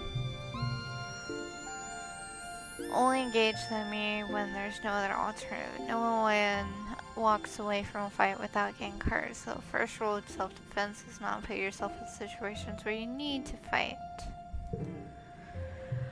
Once you've learned situation awareness, we'll move on hand-to-hand self-defense, drawing out a variety of different martial arts. Only when I'm confident you're right will we advance to weapons.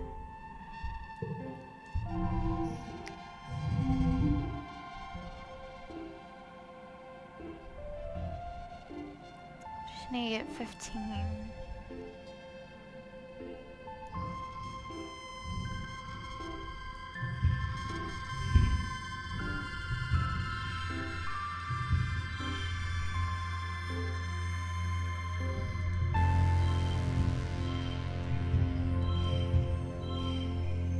That's 12.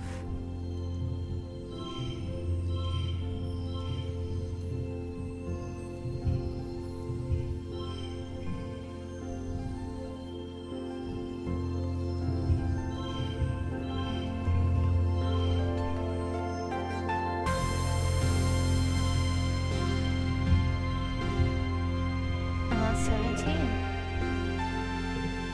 Heck yeah.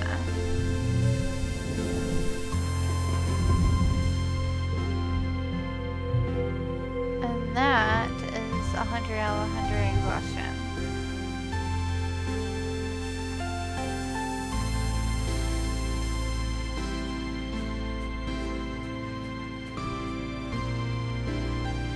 I'm gonna talk to you.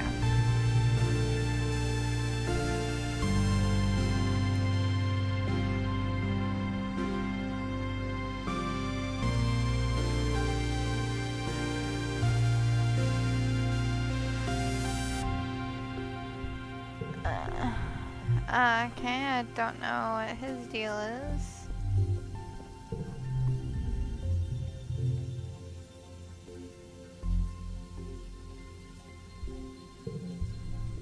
Okay.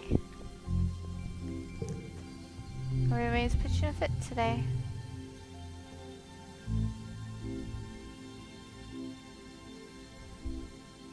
What the heck? Is everyone mad at me? Okay.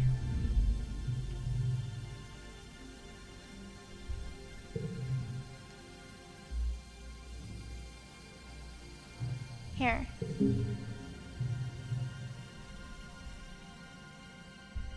Cool.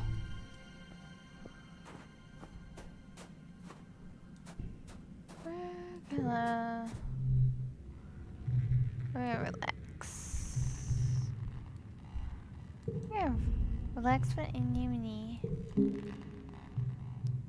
Heck yeah.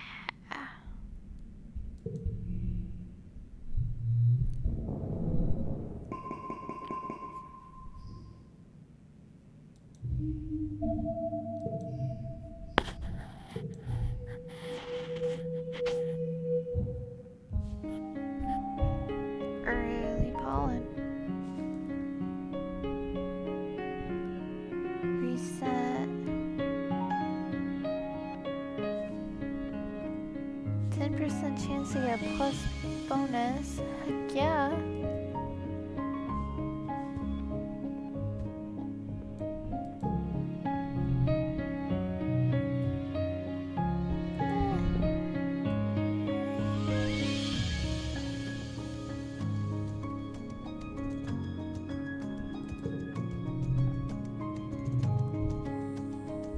Still shoveling dirt. Ooh, piece of candy.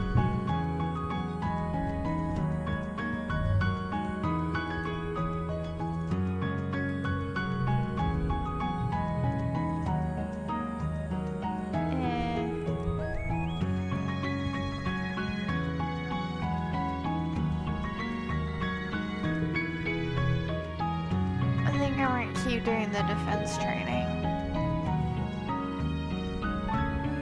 Harness defenses train your body so that it can be ready for any situation. Security Chief has you running laps, jumping through tires, climbing walls, sprinting back and forth. He has this inverted anti-gravity pad that makes your limbs feel super heavy. When you do jumping jacks on it and then you do them again in normal gravity, it feels like you can jump back through the wormhole. It is exhausting, but not that different from sports polo training. You're getting stronger every day, but at what cost? You go home every day. You won't hurt as much as the next. You feel like you're getting your butt kicked. Nice. This card gets a +1.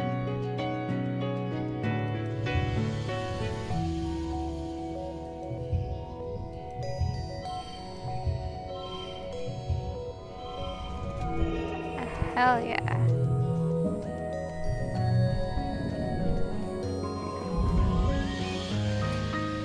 Animals? What?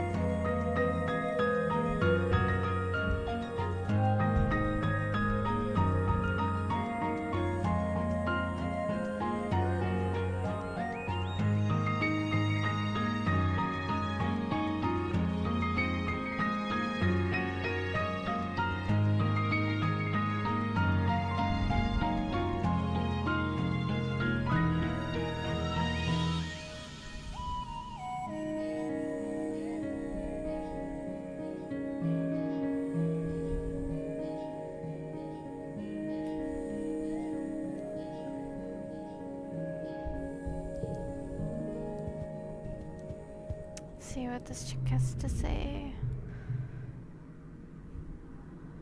Talking about a bug she saw in her quarters.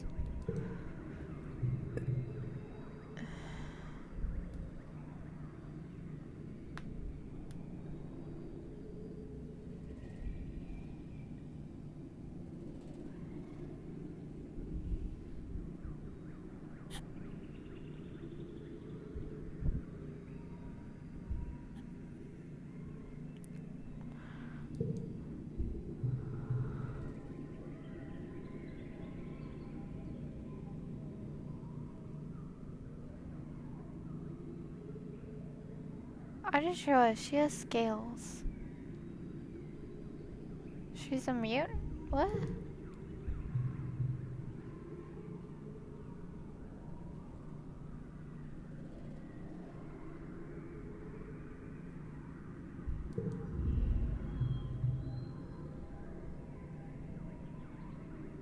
They look nothing alike except the eyeballs.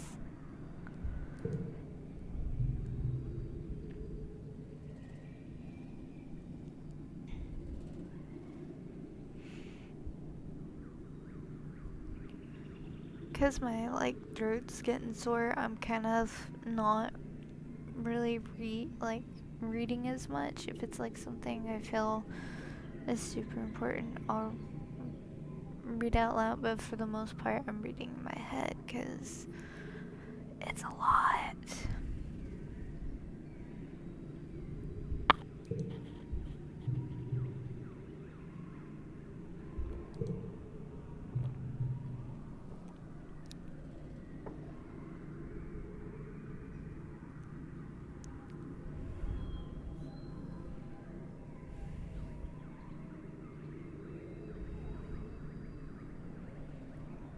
Wait, so every time she gets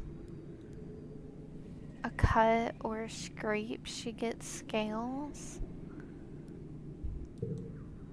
What?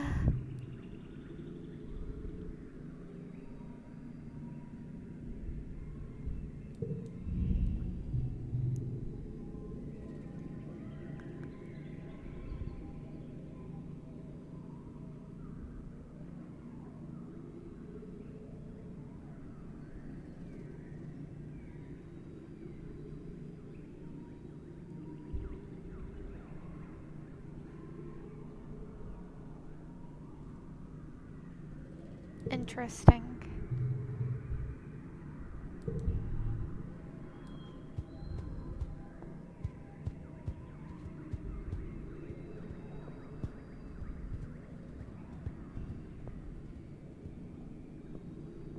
thought there was something on the path over here when I was walking by earlier. I guess not. Oh.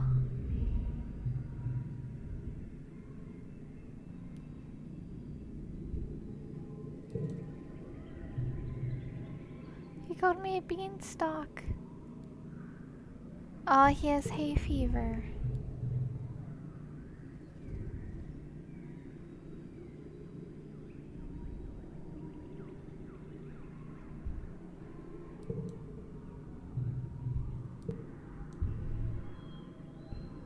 I did relax.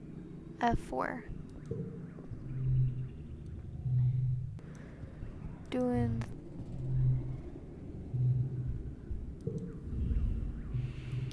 You're in a cow and knee on the hill beside the garrison at the small construction site. They seem to be throwing logs at a bungalow on the hill. It's a caber toss.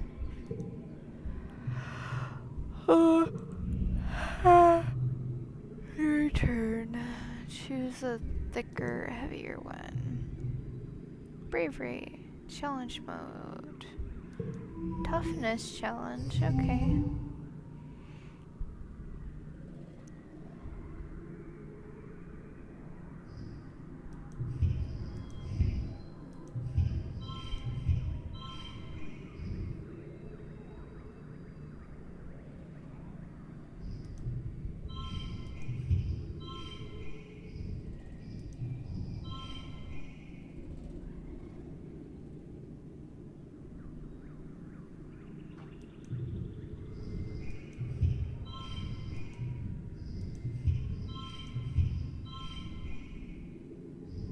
Still 10.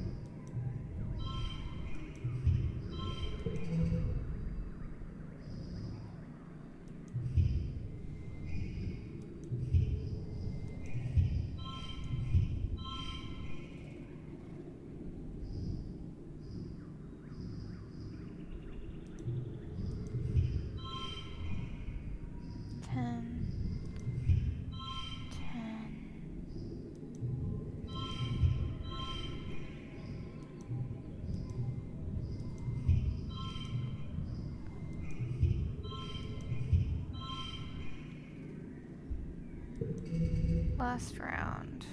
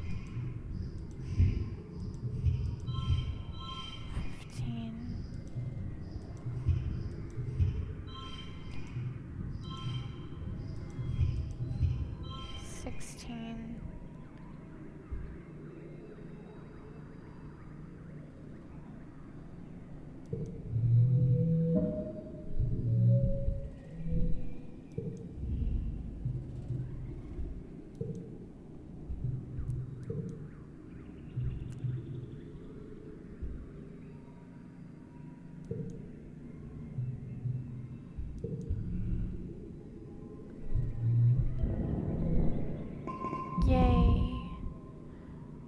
I'm like max level stress. Damn.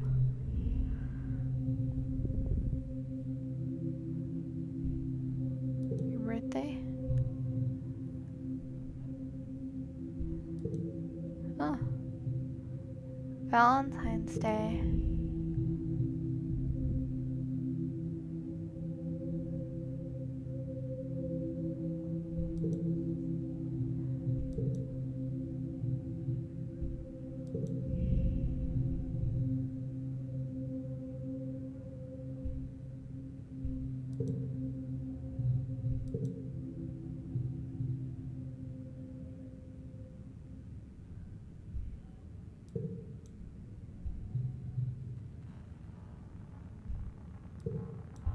Girl, ain't nobody gonna be your friend.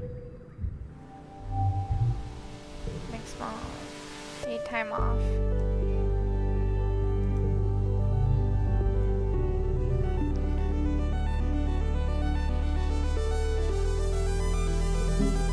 Logically, we should be friends. Best friends, sunshine, access is choose best friend. I accept your proposal.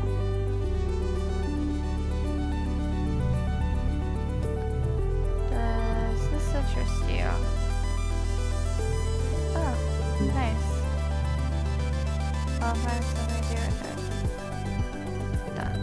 Now you quit being such a dick to me. Do I have something? It's all.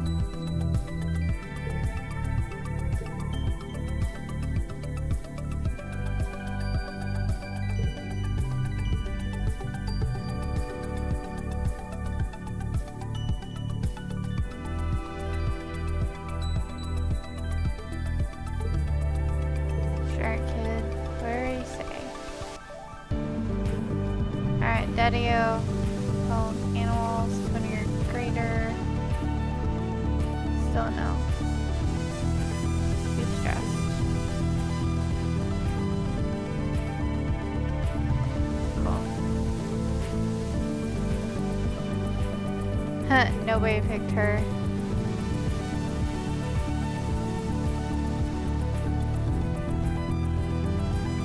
Damn, girl.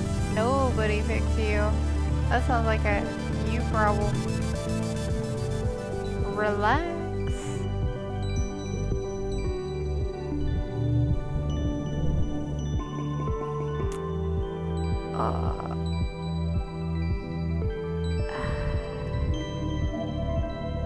Do you want to forget? Okay.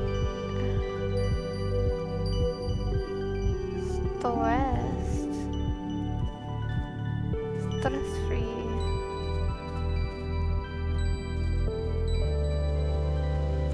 I've gotten to a point where I can like leave.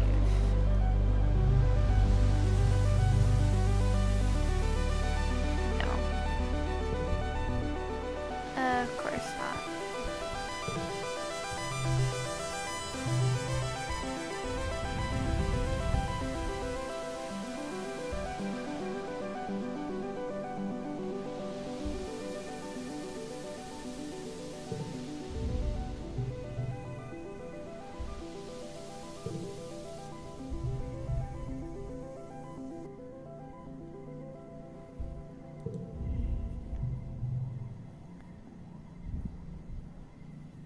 It's a karate competition. Heck yeah.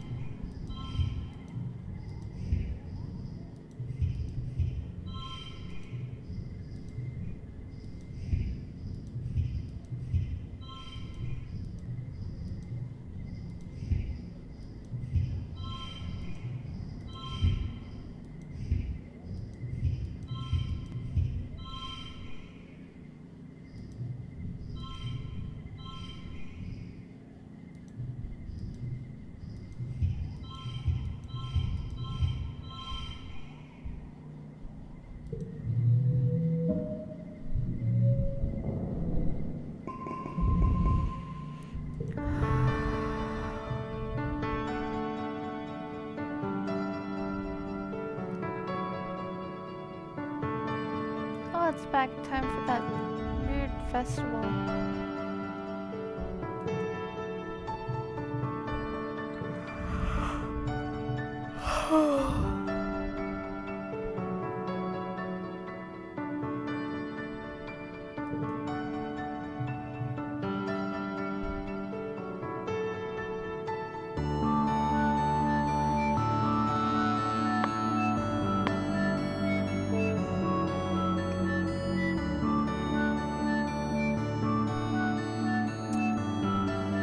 If I ever do another playthrough in this game, I'm gonna be so mean to that girl.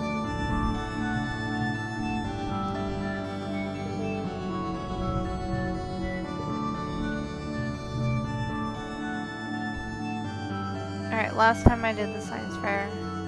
This time I'm gonna do bot wrestling. Let's go.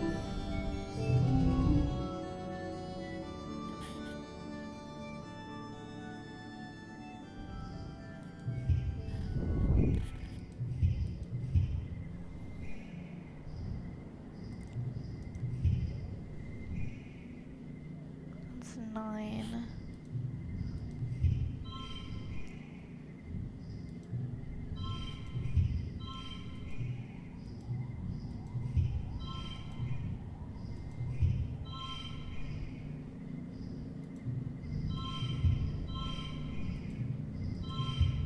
That's 10. Perfect.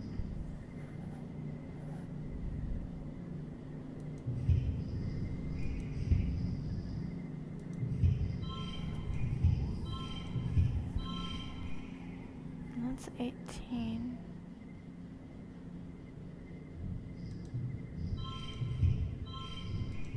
I think 18 is probably.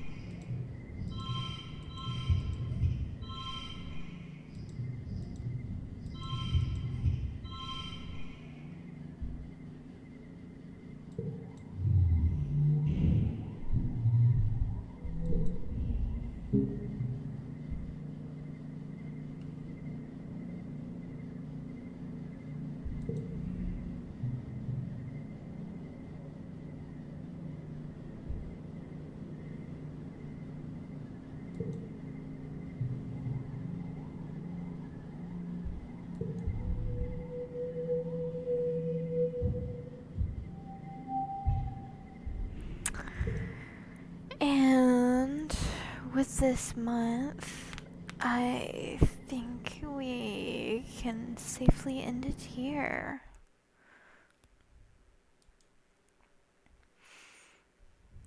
If you are seeing this later on my YouTube channel or on my blog. I enjoyed playing and I hope you enjoy watching. I am going to try to stream this game to one completion, meaning play the story through at least once. But for now, this is your favorite mermaid diving back into the digital depths. Good night.